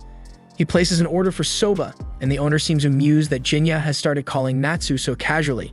He teases Ofu, saying she might need to step up her game, and she quickly tells her father to stop talking nonsense. Ofu comments that the two seem to be getting along, and Natsu casually replies that it's nothing special. Jinya then asks Ofu how well she knows Natsugu, and she says they aren't particularly close, but they talk now and then when he visits the shop. She's curious why Jinya's asking, and he simply replies that he was just wondering. Ofu says Natsugu has always been respectful in her conversations and comes across as a genuinely kind and sincere man. Natsu realizes they're talking about the samurai she bumped into the other day, and she agrees because she found him to be humble and polite too. The owner chimes in, saying Natsugu seems nice and all, but he becomes overly enthusiastic whenever swords are brought up. That reminds him, so he grabs something to show everyone, and it's a kogai. He explains that Natsugu's family serves as vassals to the shogun, so it's expected for them to possess tools like this. But Natsugu once gave him this particular kogai, which is traditionally carried by samurai. The owner adds that Natsugu is completely obsessed with swords. It's practically the motivation behind everything he does. He even recalls overhearing Natsugu's mother scolding him for this obsession, and Jinya asks if he's had any dealings with her. The owner says no, he's only ever caught a glimpse of her, but based on what he's heard, she's quite the fearsome woman. The owner then tries to hand the kogai over to Jinya, who's reluctant to accept it at first since Natsugu gave it as a gift, but the owner insists he has no use for it, and eventually Jinya agrees to take it, deciding he'll hold on to it for now. He then turns to Ofu and asks if the flowers Natsugu mentioned the other night were daffodils, and she confirms they were. But Jinya finds that hard to believe since Natsugu described them as being small. Still, he really hopes they're anything but daffodils. We then cut to the same young girl from before, and she reflects quietly to herself that the place she's in now used to be her garden of joy, where she spent her childhood, but now she knows she can never return there. The scene then shifts to Jinya arriving at Natsugu's home, where his mother quickly takes notice. She eyes the unfamiliar guest and asks who he is, prompting Jinya to politely introduce himself. She returns the greeting with warmth and curiosity and turns to her son for clarification. Jinya explains that he's from Kodono, the village known for its legendary blacksmiths. Natsugu tells her that Jinya is a samurai he recently crossed paths with, someone who shares his deep love for swords. He invited him over to share a few drinks, and the two head inside together. Before they get far, Natsugu's mother thanks Jinya, which catches him off guard. He asks what for, and she tells him her son has been going through a rough patch lately. But today he seems lighter and happier, so seeing that as his mother makes her grateful, and that makes Jinya quietly touched by her words. Next, we find them seated in a quiet room, and Jinya notes how kind Natsugu's mother seems. Natsugu shrugs it off, calling her a bit much, then changes the subject by showing him the flowers left behind in his brother's room. Jinya leans closer to inspect them and confirms that they're definitely daffodils. Natsugu asks if there's anything special about them, and Jinya replies that they're not particularly rare, but they're smaller than normal. He then asks Natsugu if he's absolutely sure he found these blooming during spring. Natsugu nods without hesitation, and Jinya's expression darkens. He tells him the girl that Sadanaga met might not have been human. Sadanaga could have been pulled into another dimension, and these flowers are proof of that. Natsugu realizes that these flowers could be from the demon's domain, and Jinya asks to see his brother's room firsthand. Natsugu agrees and turns to lead the way, but Jinya stays still, telling him to go ahead. Natsugu pauses, unsure how Jinya will follow, but Jinya simply replies that he'll manage, and with that Natsugu leaves. Alone now, Jinya thinks to himself that if the enemy can sense his presence, they might not appear at all. So he activates his stealth skill and fades from sight, trailing behind without a sound. As soon as Natsugu opens the door to the room, a faint scent of daffodils fills the air and he suddenly grows dizzy. Then the vision begins and he sees a young girl staring at a city engulfed in flames. She races to find her parents, but they're already trapped in the inferno, burning before her eyes, and all she can do is watch helplessly. After what feels like forever, the flames finally die down and the girl stirs, stunned that she's still alive. As she rises, she sees that half the town has been reduced to ash. She wanders aimlessly through the ruins, eyes blank, spirit broken. The people she passes look at her in horror and they scramble to get away. Confused, she catches a glimpse of her reflection and recoils because her face has turned into a demon. Then a realization hits her hard. Her parents are gone, her home destroyed, and every piece of her past ripped out from the roots. Worst of all, she no longer recognizes herself, so there's no way she can ever return to the peaceful life she once had. With no one to turn to, she masked her identity and faded from society, surviving in secret as the years crept by. Eventually, she found her way back to the ruins of her old home, only to see it rebuilt, now occupied by strangers, so something in her cracked.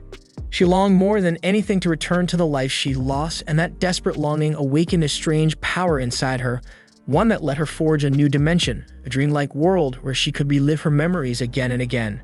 Back in the present, Natsugu jolts awake inside that illusion, and Jinya informs him that they stumbled into the dimensional echo tied to his brother's room. Natsugu looks around, confused by the strange world they're standing in, and Jinya asks if he saw the girl and her burning house just now. Natsugu says he did, right before spotting a familiar figure. It's his brother Sadanaga, laughing, smiling, playing with the girl from his vision.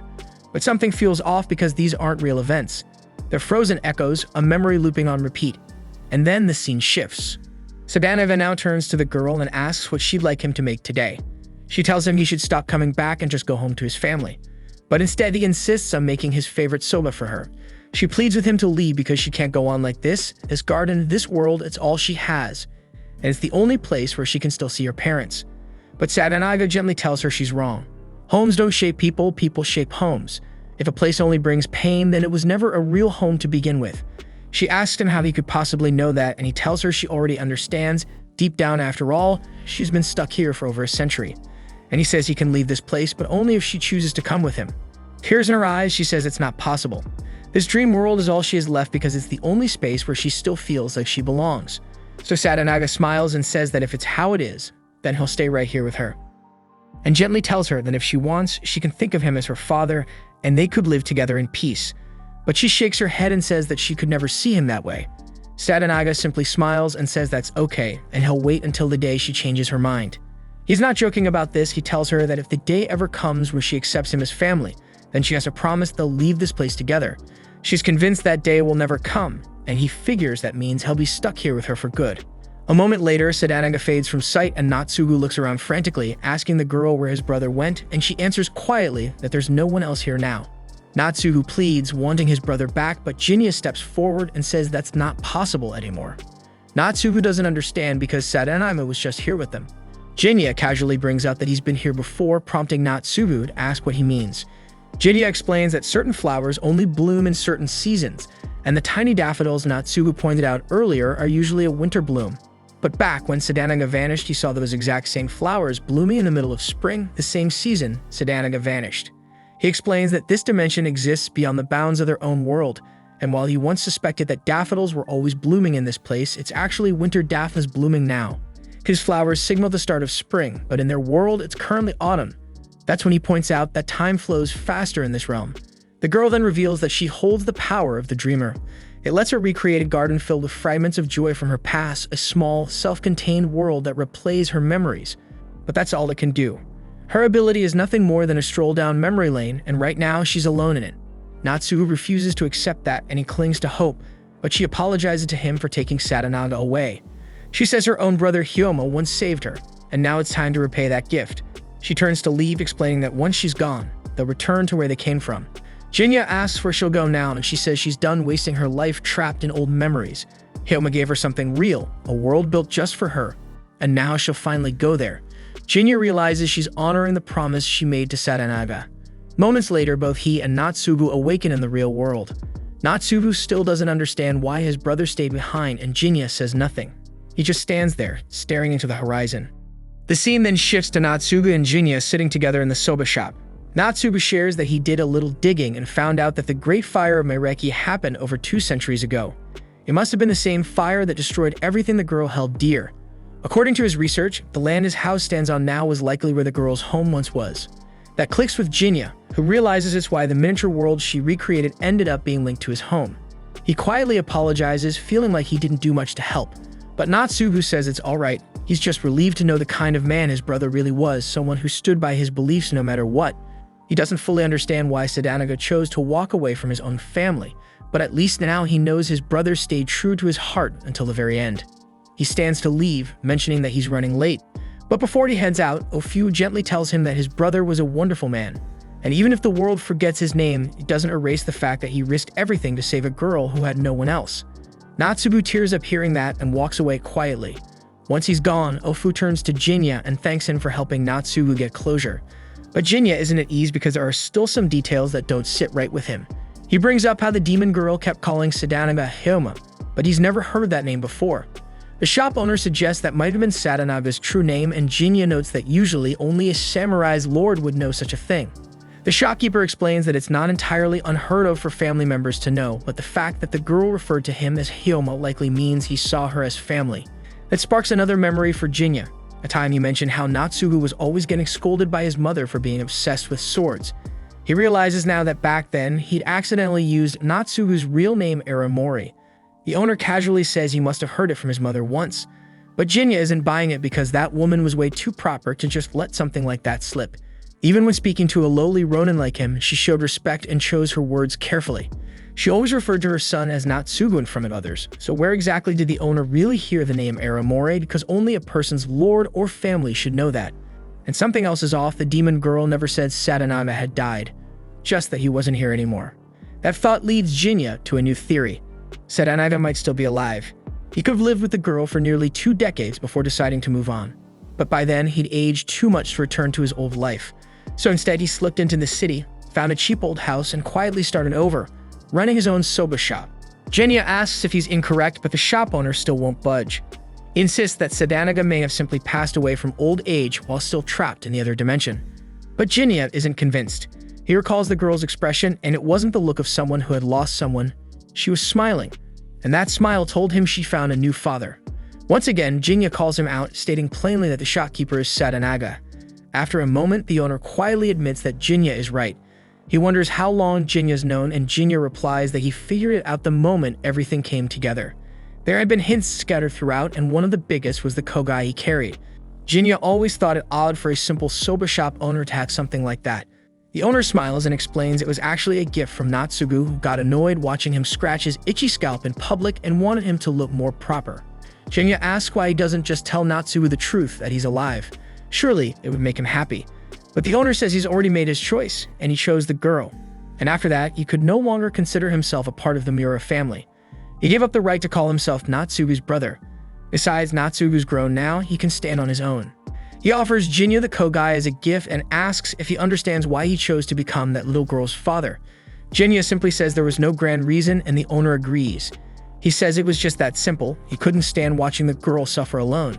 So he stayed, and that was it. A man makes his choices and sticks with them.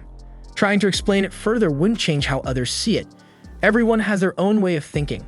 Jinya nods, understanding perfectly. The owner knew he would. After all, Jinya's lived long enough to gain some wisdom, and he also knows that Jinya is a demon. It catches Jinya off guard, but the owner explains that after living alongside a demon for more than 20 years, you start to recognize the signs. Curious, Jinya asks how the girl is doing these days. The owner looks over and says she's right here. At that moment, Ofu reveals her demon eyes and Jinya realizes it. She's the little girl from the other world. That's why he was able to enter her memory realm so easily, because it was connected to her. Ofu beats his eyes and asks if he's going to kill her now that he knows she's a demon. But Jinya just sighs, brushes past it, and calmly orders a bowl of soba. She lights up with a quiet smile, glad to see that there's more to him than duty alone, and then she walks over to serve him his meal. It's still 1853, and we find Jinya sitting down for tea and snacks with his father. His father says he has a favor to ask. He explains that the owner of a picture book shop in Tenmako came to him recently, saying he got his hands on something unusual. He then shows Jinya a print of a demon called the Ukiyo-e of Koganzaka. Jinya asks if there are any strange stories tied to the artwork, and his father explains that the artist who made the piece fell seriously ill and hasn't recovered. Some people are saying the illness hit him because he sold a drawing of a demon. Then he asked Jinya for his thoughts. At first glance, Jinya says it looks normal, but he adds that things tied to the supernatural usually only reveal themselves under specific circumstances. His father agrees and says that if the print turns out to cause harm, he hopes Jinya will handle it. Jinya nods, and his father reassures him that he's not asking for a free favor. He says once it's all taken care of, they should grab a drink together, and Jinya is fine with that. The next day, we see Jinya stopping by the soba shop and ordering a bowl. Zenji walks in and pulls out a version of the Ukiyo-e of Koganzaka, telling him that it's supposed to be a cursed print. He says the previous owner died under mysterious circumstances, supposedly because of some kind of hex. Jinya immediately notices that the print is torn, and Zenji admits he accidentally ripped it on the way over. The owner scolds him for dragging a cursed, ripped print into his shop. Zenji apologizes, and Jinya pulls out his own copy of the picture and says it came from a picture book dealer in Tenmako. But when they compare both versions, Zenji sees they're exactly the same. Jinya doesn't like the idea that more than one cursed print with no clear origin is floating around. Ofu then looks over the print and says it looks like nothing more than a beautiful artwork at first glance, and she asks Zenji if he notices anything strange about it. He points out that there's no fading or damage, and the colors still look fresh, probably printed within the last year. Zenji then says he knows the shop in Tenmako and could easily find out who the artist is, so Jinya says that he'd appreciate the help, but Zenji says not to mention it after all. He's done a lot for Natsu. Later, Zenji heads off alone to speak with the picture bookseller, while Jinya waits nearby, hidden in the shadows. The shopkeeper greets him, joking if he's here to browse the newest selection of erotic prints, but Zenji brushes it off and says they can talk about that another time. Right now, he wants to ask about the Ukiyo-e of Koganzaka. The shopkeeper admits that he's no longer displaying that one because it's been labeled a demon picture, and he's not willing to take that kind of risk. Zenji assumes it's just a rumor the artist started, but the owner says the artist actually fell sick and hasn't recovered, and there's even talk that someone who bought the picture died under mysterious circumstances. He doesn't want to damage his shop's reputation, so he's keeping it tucked away. Zenji finds the whole thing suspicious and wonders whether the artist lives nearby. Soon after Zenji returns, and Jinya immediately notices the print in his hand. Zenji quickly hides it and tells him he found out the artist lives in Sakaikyo. Jinya nods and heads off, and we cut to him arriving at the artist's residence. After asking for permission, he enters, and the artist, Saga Dashu, welcomes him, saying he hasn't had a visitor in quite some time. Saga asks who he is, and Jinya introduces himself politely.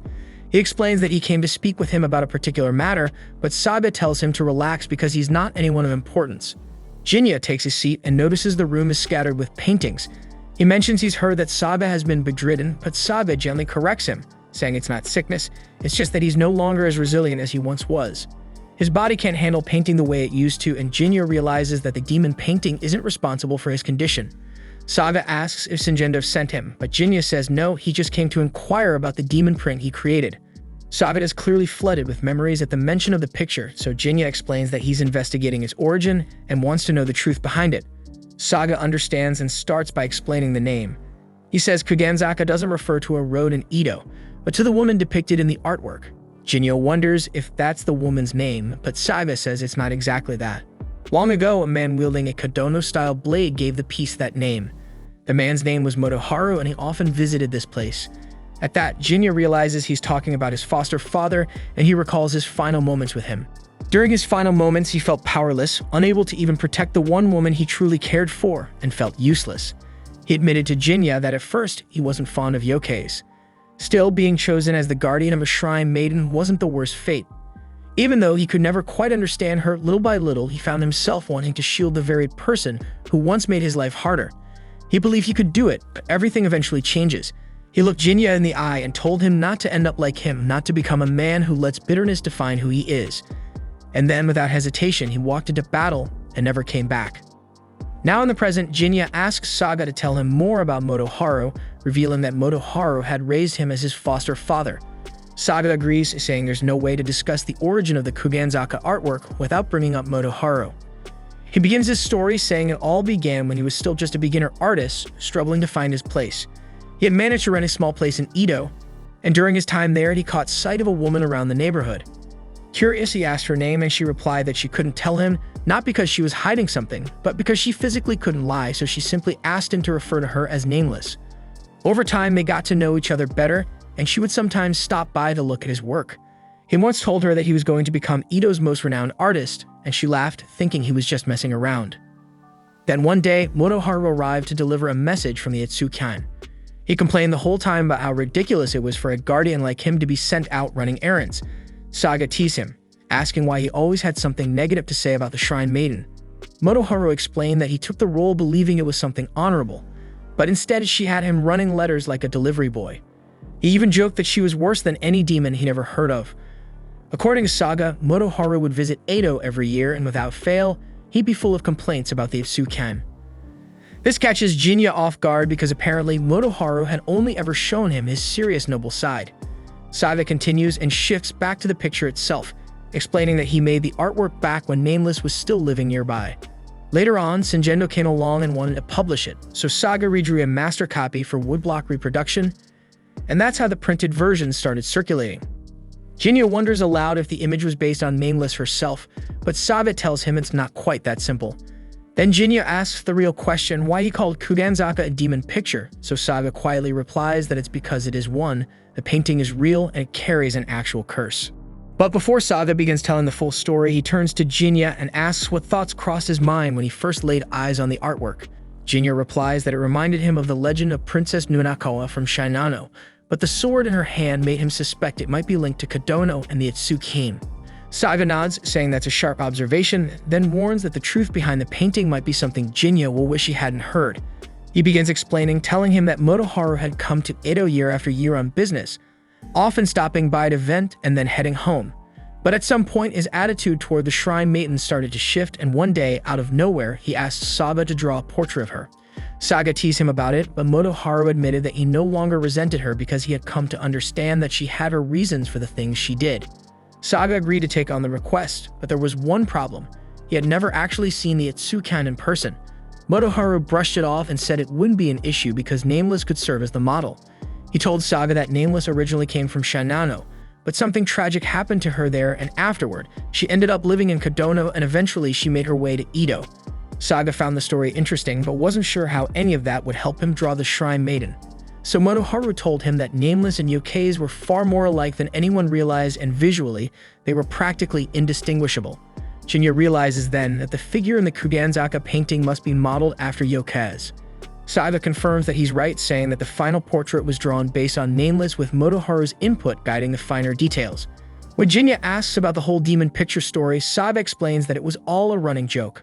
Motoharu used to say the Itsukan was more demonic than any real monster, so Saga dubbed the portrait a demon picture as a jab at those complaints.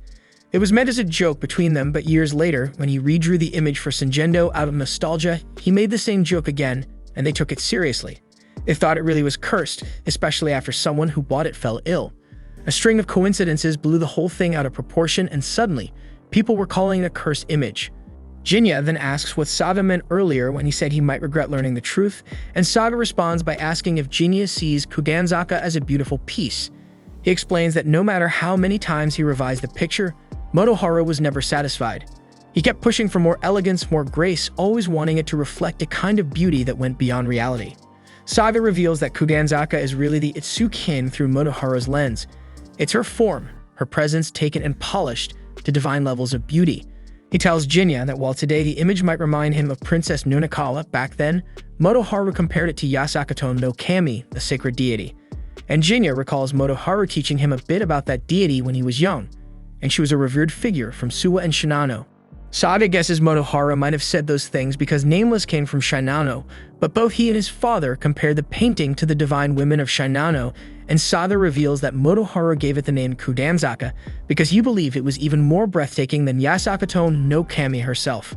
He explains that the painting is essentially a reflection of Motoharu's intense love, something so heavy and passionate it felt like a curse.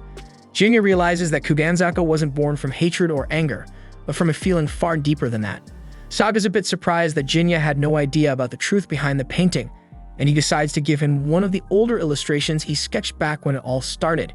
He hopes that Jinya won't think less of his father after everything he said, because while Motoharu might have been a stubborn man, he truly did care about his family.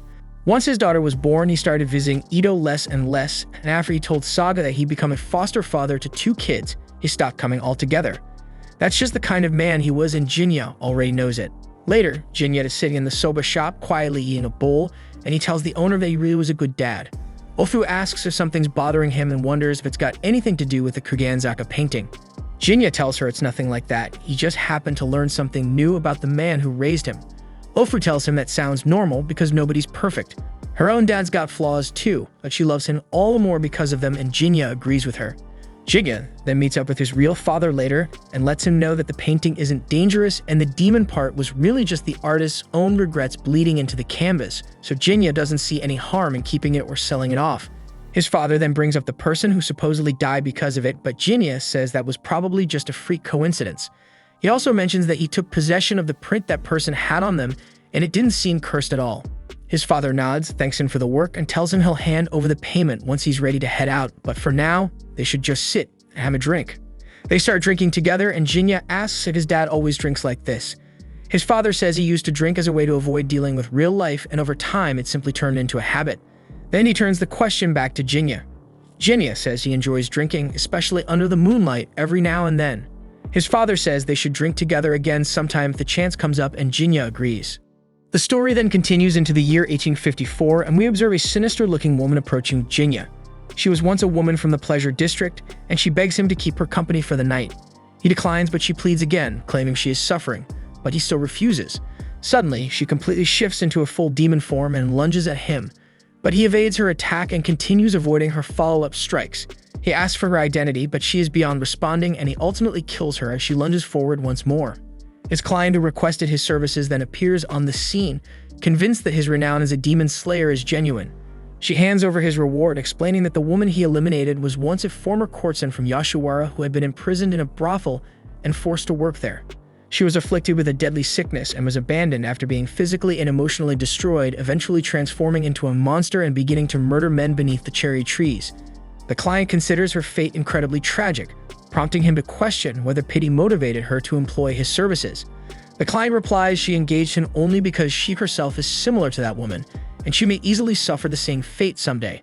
Knowing this, she couldn't simply ignore her, and she thanks him and says sorry for dumping something like this on him. Jinya questions why she would consider this burdensome, and she responds it's her profession to interpret a man's feelings from his expression, and he currently has the look of a confused little boy. He asks exactly who she is, and she replies that he should just call her Harlot, because that's precisely what she is. She hopes he'll eliminate her should she ever transform into a twisted spirit from the red light district as well, though she acknowledges she won't have money to offer him. He informs her that he never works without payment, prompting her to remark on his coldness as she walks away.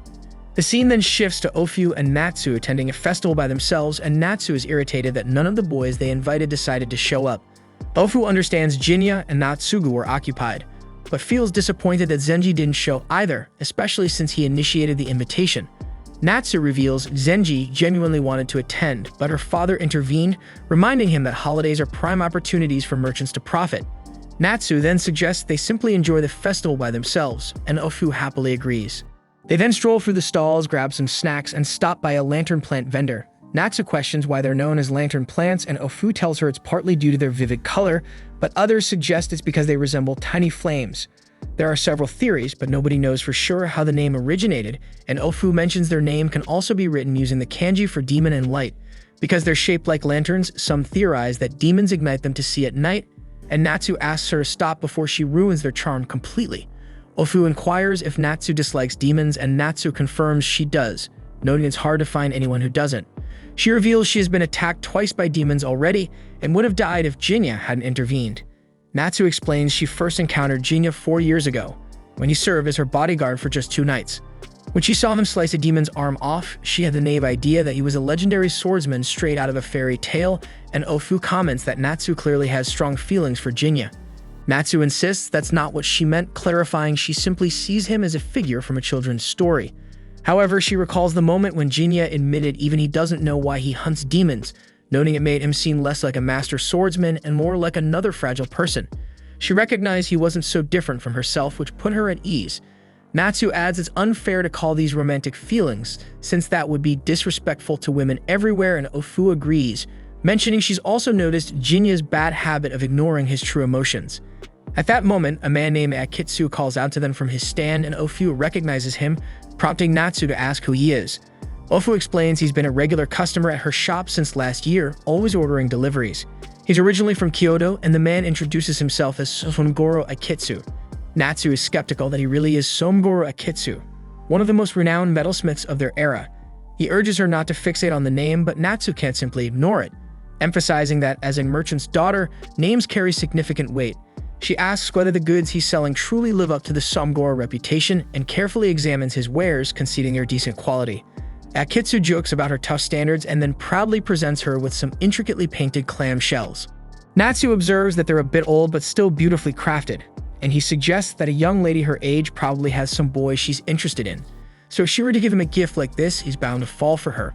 Natsu insists she isn't interested in anyone that way, but Ofu interjects, saying she's just being bashful and does like someone, though she can't admit it openly. Natsu tells her to stop talking immediately, so the vendor instead offers her a net suit carved as a fluffy sparrow. He reveals he crafted this himself, and she recognizes it's not exactly Somogoro level, but still decent quality. He tells her it would suit someone her age perfectly, explaining that in China, there's a legend that sparrows become clams when they dive into the ocean. That's their explanation for why sparrows disappear in late autumn, and Natsu asks how that relates to her. He explains he thought his sparrow fit her better since she's not mature enough for the clamshells yet, causing Ofu to laugh at the joke. Natsu gets irritated by this, but he clarifies he's not making fun of her and hopes her youthful feelings can mature into a clam someday. Natsu retorts that this entire conversation is nonsense, yet she decides to buy the netsuke anyway since it's rather adorable. As she pays, he hands her a genuine Somogoro hairpin as a bonus, prompting her to ask where he acquired it. He casually says he got it cheaply somewhere. If she doesn't want it, he'll just toss it away. She quickly accepts the gift, and he asks Ofu if she'd like anything, but Ofu declines. He jokes about how tightly she's holding onto her money, and the two of them then move along. Later that night, Jinya is out hunting another demon in a warehouse, and he eventually locates it, noticing it's merely a child. He asks for its name, and when it replies that it's Kikuo, he promptly slays it. Shortly afterward, he meets the warehouse owner, who thanks him for his service and gives him his payment. He offers Jinya some sake from his stock as a token of gratitude, but Jinya politely declines. As Jinya leaves, the owner remarks he'll definitely seek his help again if another incident arises, while a shady grin spreads across his face. Later on, Jinya runs into Harlot again, and she's relieved to see he made it out in one piece. She's pleased her intel was accurate this time, and he hands her a cut of his payment in thanks. She picks up on the heavy mood he's carrying and asks what's got him looking so grim. So Jinya explains that he ended up taking out someone he really didn't want to. But she reminds him that it's not like he planned on sparing the demon either, and as she turns to leave, she suddenly recalls something. There's been talk about another guy who's been hunting demons, but she's not talking about Jinya. Apparently, this guy's a spirit medium of some kind and can command Shinigami to exorcise demons for him. She's not sure if it's real or just another crazy rumor, but she says if it is true, Jinya better watch out or this new guy might start snatching all the good-paying jobs, and with that, she heads off. The following day, Jinya stops by the soba shop, and the owner and Ofu are happy to see him. Ofu quickly tells him that Natsu's been acting strange since yesterday. The moment she spots Jinya, Natsu rushes over, clings to him, and happily calls him her brother, saying how much she missed him. She insists she's glad to be back by his side, and Jinya is clearly caught off guard, trying to gently pull his hand free, but Natsu only tightens her grip, saying she wants to stay close.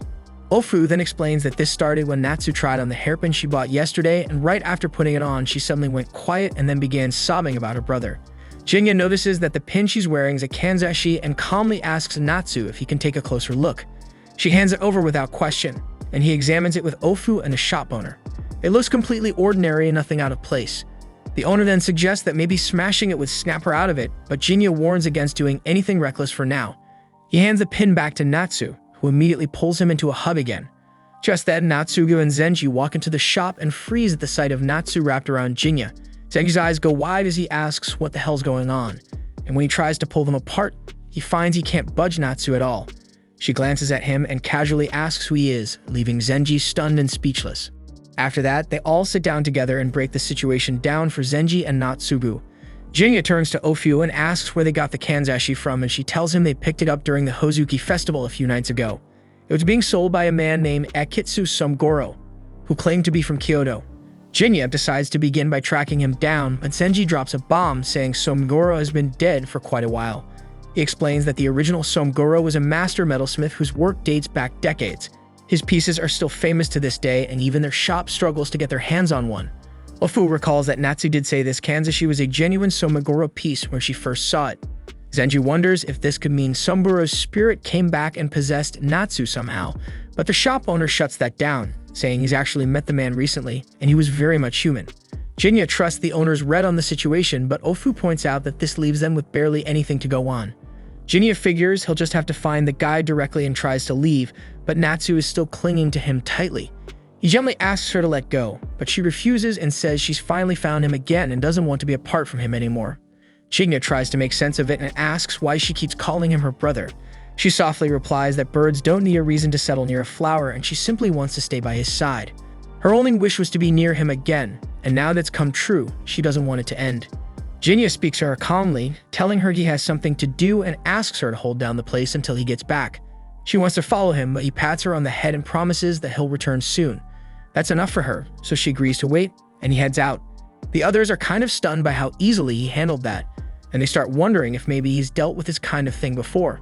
The scene then shifts to Jinya going around town, asking people about Akitsu Sumgoro, but he doesn't come up with anything useful. That evening, while wandering through the streets, a thought of Suzu crosses his mind. Just then, a voice calls out from behind. Akitsu steps up to him, and Jinya immediately asks if he needs something. But Akitsu says it's the other way around. Jinya's the one who's been trying to find him. He figures he already knows why, since demons only show up at his door for one reason. Jinya is caught off guard by how casually he points that out, especially because he's somehow aware that Jinya is a demon. That's when Jinya realizes this is the man Harlep mentioned before. Jinya asks for a proper introduction, and the man responds by summoning a group of familiars and calmly introducing himself as Akitsu Sumgoro III. The Inugami familiars swiftly attack Jinya, but he manages to slice through one of them. Akitsu acknowledges Jinya's impressive agility but remarks it's insufficient to defeat an Inugami, and the fallen creature immediately revives, lunging at Jinya once again along with the rest. Undeterred, Jinya swiftly eliminates them all, yet they endlessly resurrect, prompting him to realize this battle has no conclusion. Jinya promptly activates his invisibility, and Akitsu notes with interest that this must be his special ability. However, the Inugami easily track his presence despite his invisibility, forcing Jinya to cut them down repeatedly as they charge. Seeing this endless cycle continue, Jinya decides to deactivate his invisibility. Akitsu is surprised, questioning why Jinya would discard such a rare ability, but Jinya calmly replies that he'll simply resort to another since invisibility proved ineffective. Instantly dispatching the attacking Inugami, he charges toward Akitsu at blinding speed. Akitsu barely manages to block Jinya's strike, but is still hurled violently backward. Jinya quickly closes in again and lands another slash, only to discover that this was merely an illusion. Immediately, the Inugami resume their relentless assault, overwhelming Jinya in their numbers. Confident that Jinya must now be finished, Akitsu turns to leave, but Jinya halts his escape, prompting Akitsu to notice that Jinya remains completely unharmed. Akitsu demands to know how he survived untouched, and Jinya calmly explains that these Inugami are merely on par with high-level demons. Then astonishingly, Jinya summons his own Inugami, unleashing them directly against Akitsu. And he is stunned when he realizes that Jinya somehow commandeered his Inugami, and with nowhere left to run, Jinya presses him, stating they need to have a talk. He informs Akitsu he has questions, promising not to harm him if he cooperates. Akitsu cautiously asks what will happen if he refuses, and Jinya plainly answers he'll simply cut him down and forcibly extract the information from his memories. Understanding he's clearly outmatched, Akitsu reluctantly agrees to cooperate. Still, Jinya is certain that Akitsu hasn't yet revealed all of his strength, just as Akitsu himself is sure that Jinya is withholding his full potential too. Akitsu agrees to answer Jinya's questions, requesting first that he's permitted to retrieve the pups, and Jinya allows him to do so. Akitsu notes that Jinya is perhaps overly trusting, and that could easily get him tricked someday. Jinya hopes aloud that he's not planning to be the one who tries, but Akitsu says relax because he's not, and tells him to wait a second while he gathers his inugami. He then picks up the tiny dolls left behind by them and quietly tells them he'll give them proper offerings once they're home. Jinya inquires about the small objects, and Akitsu reveals that they're known as dog hariko, questioning if Jinya has ever encountered the concept of tsukumogami.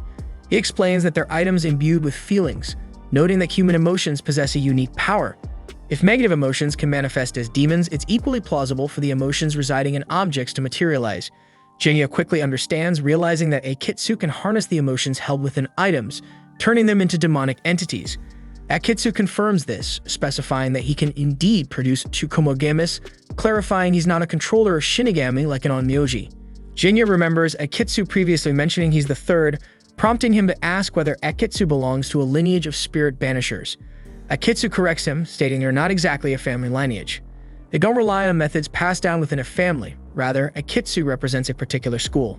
The original Somegoro Akitsu was merely an exceptionally skilled craftsman whose creations became infused with souls. Gradually, he mastered shaping these souls into tsukumogamis and eventually devised a spell to control them. When the first Somegoro withdrew into isolation, his apprentice took his name, and now Akitsu himself is the third to carry it. Akitsu emphasizes that the name Somegoro Akitsu represents the artisan, not a family line of spirit banishers.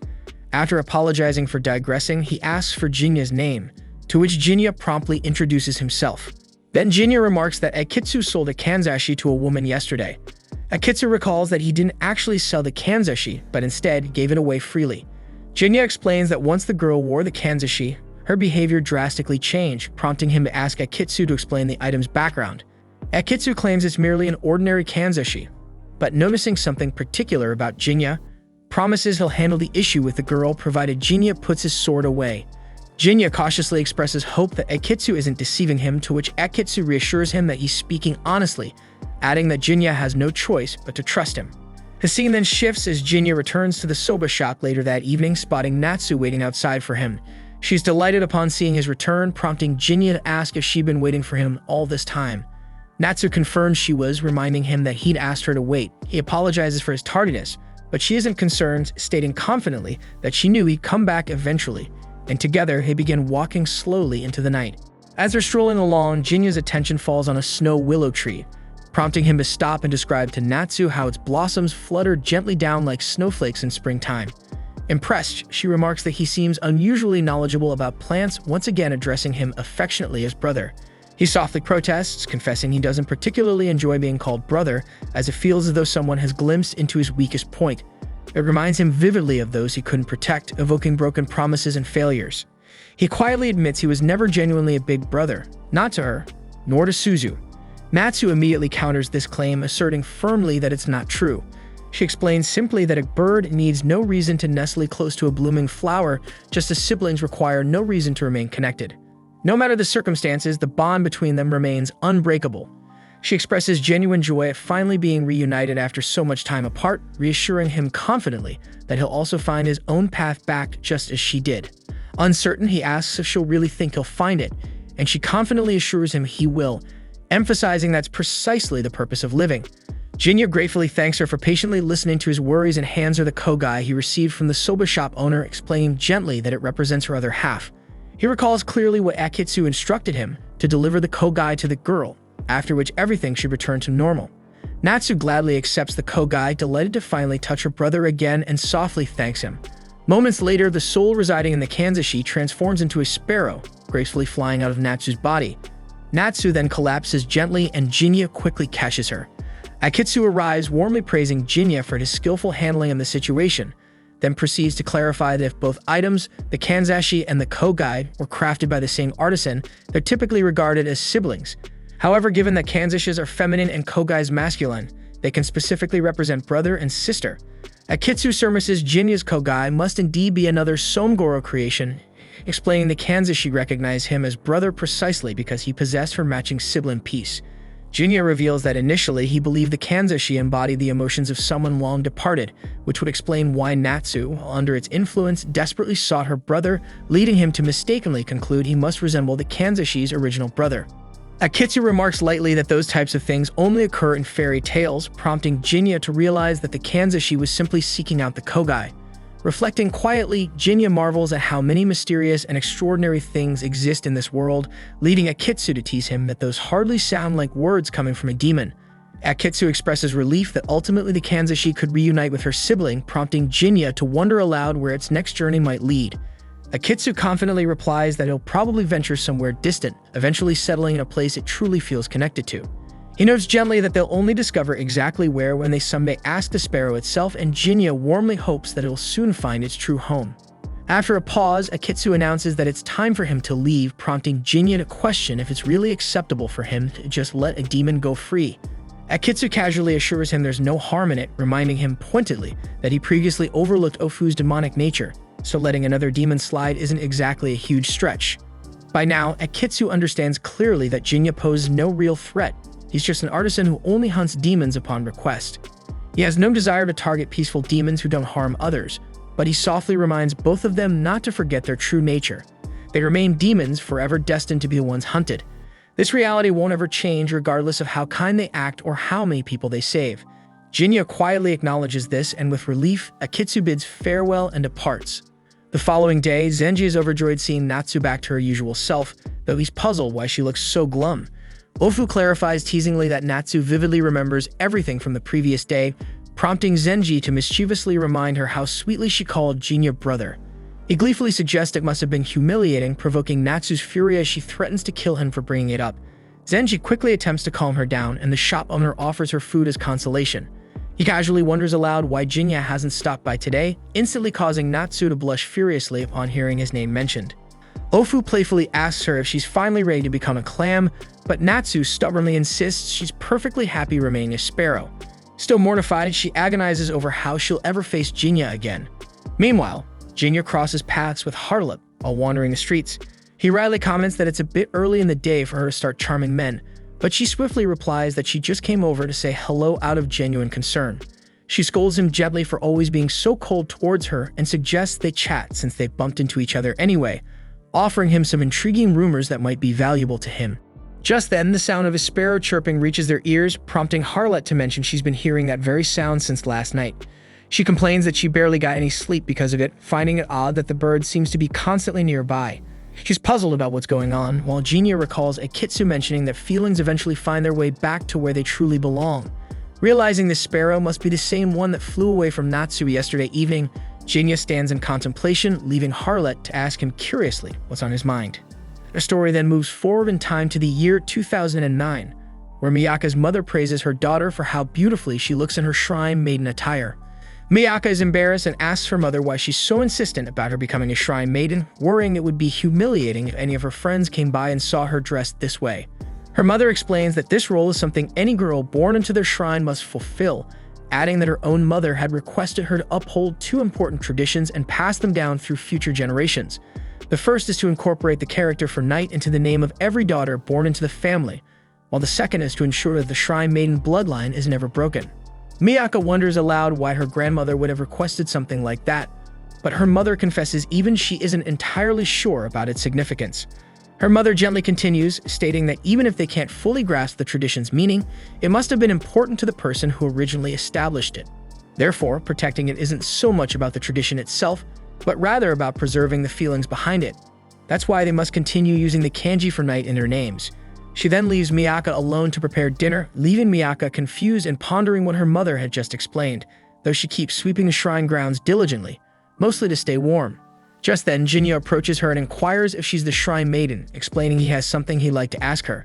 Miyaka promptly corrects him, clarifying she's not merely a shrine maiden, but rather an Itsukiime. Hearing that title astonishes Jinya deeply, and though Miyaka admits she herself isn't sure what exactly an Itsukam is, she informs him it's a traditional title held at Jinta Shrine. The mention of Jinta Shrine shocks Jinya even more, and tears well up in his eyes as he's overcome by the realization that the chief truly managed to preserve this place so he could one day return. With heartfelt gratitude, he thanks Miyaka sincerely for sharing this with him and turns to leave. Miyaka quickly stops him, reminding him he initially came to ask something, but Jinya gently replies he's already found the answer he was seeking and departs. The scene then shifts to a school entrance ceremony, where Miyaka is among the new students attending. Unexpectedly, Jinya is also present for some reason, catching Miyaka completely by surprise as she notices him there too. The scene then shifts over to Miyaka and her classmate Kaoru sitting together watching a stage play. Kaoru is surprised they're even allowed to be watching a play during school hours. She glances over and notices Miyaka looks kind of worn out, and Miyaka explains she just didn't sleep that well the night before. Curious, she asks what the play is about, and Kaoru tells her it's called Streetwalker in the Rain. It's based on the memoirs of a wandering woman from the Edo era. It's a touching story involving her and a samurai. Miyaka tilts her head and asks what exactly a wandering woman is. Kaoru casually replies that it's another word for someone who worked in the pleasure quarters. She says the woman in the story was originally born to a samurai or merchant household, but things went south for her family, so she ended up taking on that kind of life. Miyaka raises an eyebrow, saying Kaoru sure knows a lot about this stuff. Kaoru just shrugs and says someone explained it to her recently. The curtain rises and the narrator begins.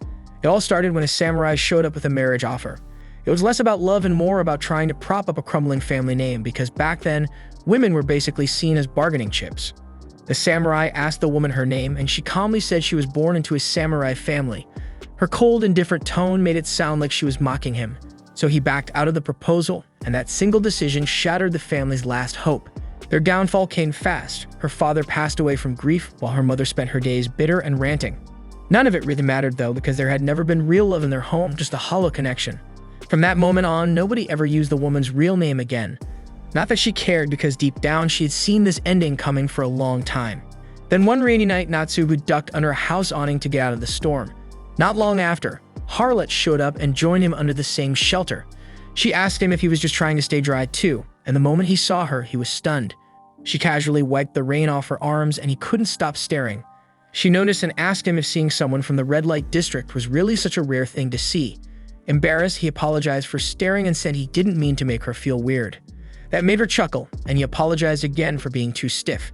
She teased him about being way too serious, and the rain kept pouring down around them. She figured it wasn't stopping anytime soon and got ready to leave, but he warned her that she'd get soaked, but she simply said that she was already drenched. As she walked off, he introduced himself and asked for her name. She gives her name as Harlot, adding that a name like that should be more than enough for someone like her. That simple answer makes Natsubu's heart skip a beat. Flustered, he glances away, and that's when he spots a dark shape moving through the rain, and it looks just like his brother. At the same time, Harlot also notices it and seems surprised. He asks if she knows who it is, and she quietly replies that it's someone from her past. The story then shifts to the next day with Natsubu dropping by the local soda place, where he finds Jinya already there. Jinya brings up how rough the rain was last night, and Natsubu nods in agreement. Ofu overhears and casually asks if the two of them were out together. Natsubu says they were all hanging out drinking and jokes that Jinya drank like a bottomless well, which made him drink more than he meant to. Ofu scolds Jinya, saying he should know when to quit next time, but Jinya points out he didn't force anyone to drink. Natsubu agrees it was his own choice, but says it was still a great night out. The vibe was perfect until the storm came and ruined it. Ofu then goes to take the next order, and Natsubu turns back to Jinya and asks what he ended up doing after he left, since he was supposed to be looking for a job. Jinya says he picked up on an interesting rumor. Natsubu raises an eyebrow and asks if it's demon-related. Jinya has a hunch it is and says he's heading back to Asakusa again tonight to dig deeper. Back in the theater, the play carries on, but Miyaka has dozed off halfway through. On stage, Natsubu is shown returning to Asakusa once more, carrying feelings he still hasn't sorted out. The rain hasn't let up. Just like last time, Harlot shows up to take cover in the same spot. She notices him and asks why he's there again. He tells her he's still uneasy about the shadow they saw the other night. She reminds him she already told him that it was just someone from her past. But Natsubu can't help but wonder who she really is. She tells him bluntly that when it comes to a woman's history, especially a woman from the pleasure district, it's better not to dig around too much. Natsubu apologizes for prying, and she tells him he's way too sincere. He admits that the real reason he came was just to see her again. She playfully asks why he didn't say so if he wanted to spend time with her, but with a straight face, he says that's not what this is about, he just wanted to see her. She realizes he's being honest and apologizes for the joke, saying he's really an odd one. But right then, they both notice that same shadowy figure from before. The figure remains still in the rain, and to Natsugu, it looks exactly like his brother.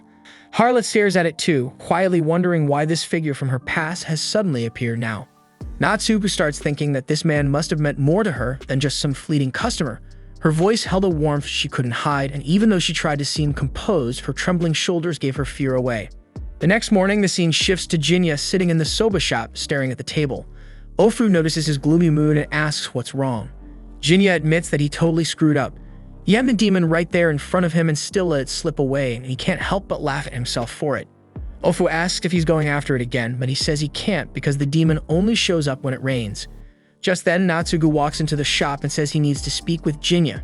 He also asks Ofu and the shopkeeper to stay and hear him out because he needs everyone's advice. He then admits he recently met a woman who's caught his interest. Right after that, Zenji and Natsu come in and place an order for 2 bowls of soba. They immediately notice the heavy vibe in the room and ask what's going on. Natsugu tells them about Harlot, and Natsu is surprised because it's nothing like Zenji, who usually just fools around with random women. Zenji tries to steer the conversation and asks if Natsugu is planning to win the girl over. Natsugu says he's definitely intrigued by her and wants to understand her better. Natsu points out that their social standings are too far apart, and even if he does learn more about her, it might not help. But Natsugu insists he wants to find out for himself before making any decisions, and Natsu admires how serious he is. Then Zenji suddenly gets an idea and shares a plan he swears will win Harlot's heart. He says that since she works on the street, all Natsugu needs is for some thug to bother her, and then he can swoop in like a hero and save the day. Natsu immediately shuts the idea down, saying it's way too cheesy. But Zenji ignores her and goes on describing how Natsugu would show up just in time to beat down the thug and win Harlot's heart. Natsu insists that it's way too outdated, and Jinya adds that thugs don't exactly pop out on cue in the real world. That's when Zenji grins and proudly reveals that he's the so-called thug in this little stunt. Everyone in the soba shop stares at him, clearly unimpressed. Zenji turns to the shopkeeper and asks if he has any better suggestions. The shopkeeper thinks for a moment, then says it's really just about putting in the time. If Natsugu wants a place in her heart, he needs to approach it gradually, get to know her, let her get to know him. It takes patience, understanding, and a lot of small moments. And there's no magic trick or shortcut. He adds that it took him nearly 20 years to win over the woman he brought home, and Natsugu nods, fully convinced. He decides to wait for Harlot again under the eaves, just like before. After Natsugu heads out, Zenji looks over at the shopkeeper with a new sense of respect. The shopkeeper simply replies that it's just the voice of experience talking. Then he notices Ofu looking a little uneasy and asks if he said something wrong. Ofu says no, but something's been bothering her. According to Natsugu, he first met Harlot 2 nights ago under the eaves when it was raining. But Jinya mentioned that he couldn't confront the demon either since it only shows up when it rains. And yet neither yesterday nor the day before had any rain and the skies were clear. Later that night, Harlot returns to the same spot, stepping under the eaves again as the rain begins to fall. As she waits, she wonders if she'll see that man again. Her life hasn't been kind. Forced into a harsh life just to survive, she abandoned everything, including her home and family. But there was one person she never let go of, her brother, who treated her like she was someone worth protecting. The sparrow Kanzashi hairpin he once gave her, bought with coins saved through a life of hardship, had long since vanished, but the love she held for him had not. Suddenly, a sharp gust of wind blew through, and the girl spotted that same figure again. To her eyes, it looked just like her brother, and it motioned for her to come closer. She froze in shock, unable to believe he was calling out to her, because her brother was already gone. Still, she ran straight toward it, calling out his name. But Natsugu intercepted her just in time, grabbing hold of her and telling her she couldn't go to it. He pleaded with her to snap out of it, but she begged him to let her go because her brother was calling. Natsugu insisted there's no chance that thing was her brother, and deep down she knew that too, yet her legs kept pulling her toward it. He warned her that whatever that was, it wasn't even human. She may have loved that man from her past, but the creature standing there wasn't him, because that wasn't a person, it was a demon. Natsugu then unsheathed his blade, ready to defend her. He recalled the oath he had made as a samurai to protect anyone in his lord's territory, and swore on his sword that this thing was not the man she once loved, begging her to trust him. She did, and he charged at the figure, but it dodged, and every blow he threw, the figure slipped past it effortlessly. The figure eventually drew its own blades and forced Natsugu back. Even then, he didn't retreat. He clashed swords with the demon, and after a fierce skirmish, Jinya suddenly arrived. With a single swift slash, Jinya struck the demon down, but Harlot couldn't tell who delivered the killing blow because of the lightning flashing through the storm. The rain faded along with the demon's presence, and she turned to Natsugu asking if he was alright. He said he was fine, then asked about her, and she replied that she was okay too, then added that he fought better than she expected. Jinya seconded that, but when Natsugu tried to clarify that he didn't land the final hit, Jinya quickly cut him off. Natsugu then turned to ask if they knew each other. Jinya confirmed it, so Natsugu raised an eyebrow, wondering if he was one of her clients. She corrected him, saying that she was the one who had hired him, asking him long ago to deal with a demon on her behalf. She then asked Jinya if that shadowy figure really was a demon. Jinya explained it wasn't a full-fledged demon, it was a failed obsession. A cluster of souls too attached to the living world to move on. It didn't have a true form of its own, so instead, it shaped itself based on the strongest longing seen through the eyes of its observer. Natsugu says that to him, the figure looked like his brother at first, but when he realized it was trying to take Harlot away, it changed into a shadowy, twisted shape. That surprises Harlot because she honestly believes she already let go of her brother completely. But Jinya quietly remarks that some memories stay with you no matter how hard you try to erase them. The performance wraps up shortly after that, and Kaoru nudges Miyaka awake. She's disappointed that she missed almost everything, and later, the two of them are seen grabbing snacks at a nearby convenience store. Miyaka asks why Kaoru didn't try harder to wake her, and Kaoru says she did, but Miyaka was completely out cold. She offers to help write the assignment for her, and Miyaka hands her a bar of dark chocolate as thanks. Next, we jump to Kaoru back in class, handing the finished report to Miyaka. She says it's too bad Miyaka missed the show because it was actually amazing. They asked Jinya what he thought about it, and he admits it wasn't terrible. But we can't wrap his head around why Natsugu's Ronin buddy was portrayed as such a useless mess. Kaoru argues that he did show up to save the day even if Natsugu was the one who ultimately beat the demon. But Jinya knows the truth didn't go down like that, and Harlot's version of the story clearly left something out. Kaoru just laughs it off, saying he's being dramatic. After all, Harlot was clearly in love with Natsugu. She adds that the scene where Harlot, now married to Natsugu, sits beside the Ronin's daughter was one of the best. And also, Harlot had figured out the Ronin was a demon, but still acted like she didn't know. Jinya mutters that she really outplayed him back then, and the way they're talking about it now starts piquing Miyaka's interest.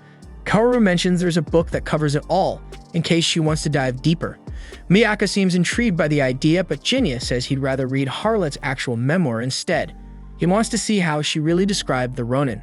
Kaoru reminds him that he said he was bitter toward her, but they all start realizing that might not be the whole truth after all. The story then jumps to the year 1855, where we catch Jinya mid-battle, slicing through a group of demons. Once it's over, he mutters that he's not sure when it happened, but somewhere along the line, killing demons stopped bothering him. Still, every time he swings his blade, it feels like it's not just blood clouding the steel. Maybe it's his heart too getting murkier with every cut. Later, they see him collecting his payment for the job. The client apologizes for not being able to pay him more and glances up the sky, noting how beautiful the view is tonight, recalling how his lord used to admire scenes like this while enjoying his favorite drink. He says he plans to honor that memory with a grave and a pour of his lord's favorite liquor. After that, he quietly excuses himself, and the scene fades into the next morning. Jinya wakes up in his house to the sounds of his neighbors yelling, and when he checks, the husband is berating his wife, demanding she go buy more booze. The next cut shows Jinya out shopping with Ofu. He tells her about the last demon hunt, explaining that he had to deal with the whole house crawling with them. She remarks that it must have been a rough night and offers to carry the bag of vegetables since he must be exhausted, but he says he's fine and it's a day worth celebrating after all. As they walk, they pass a liquor shop with a crowd lined up to buy a brand called Yuki no Nagori, which seems to be the latest craze. Customers rush in to grab it, and Ofu wonders if they should pick some up too, but Jinya shrugs it off, saying the place is too packed for him, and they keep walking. Soon they're at the soba restaurant where the day's special guest Zenji finally shows up. Natsu immediately scolds him for being late, and he explains that the shop was busy today.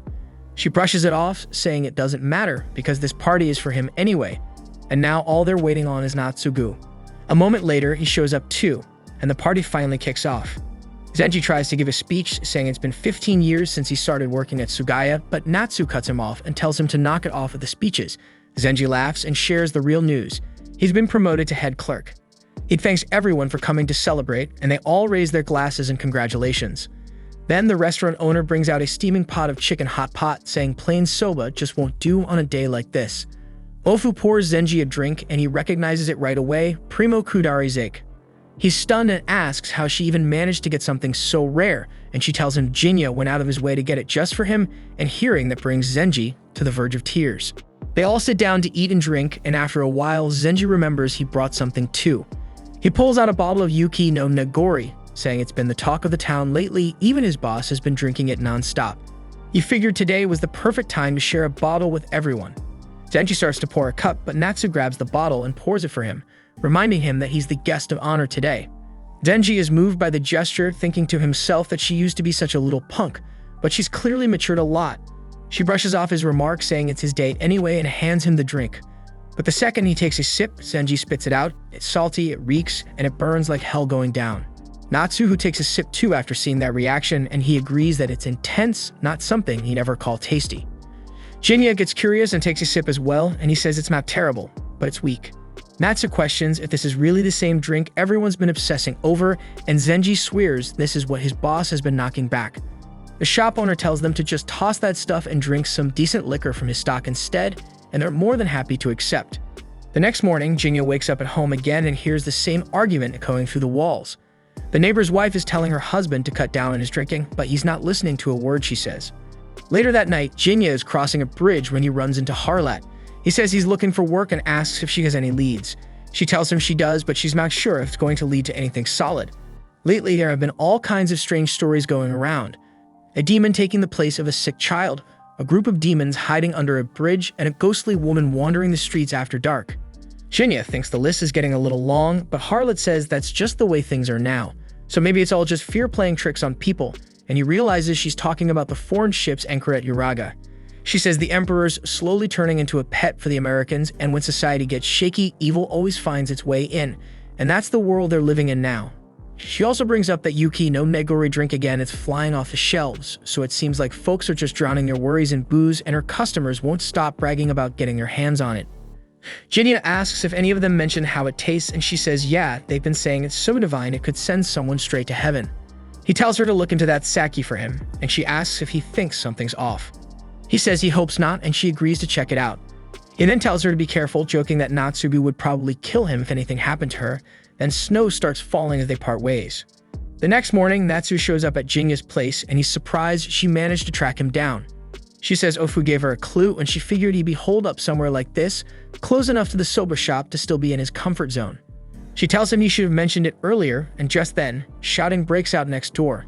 She asks what that was, and he explains that it's just the neighbors arguing again because the dad's been drinking non-stop lately. Jinya asks her what brings her over, and she says she needs a favor. She takes a seat and explains that Zenji's been skipping work and getting hammered in a bar in Nihonbashi. Jinya's shocked to hear that, especially right after Zenji's big promotion. Natsu says he's been like this ever since the day after the party, drinking non-stop day and night. Her dad's just about had it with him, and Jinya asks what she expects him to do. She says she's too nervous to march into a bar alone and wants him to come along as backup. She even offers to pay him if it helps, but he says there's no need for that and agrees to tag along.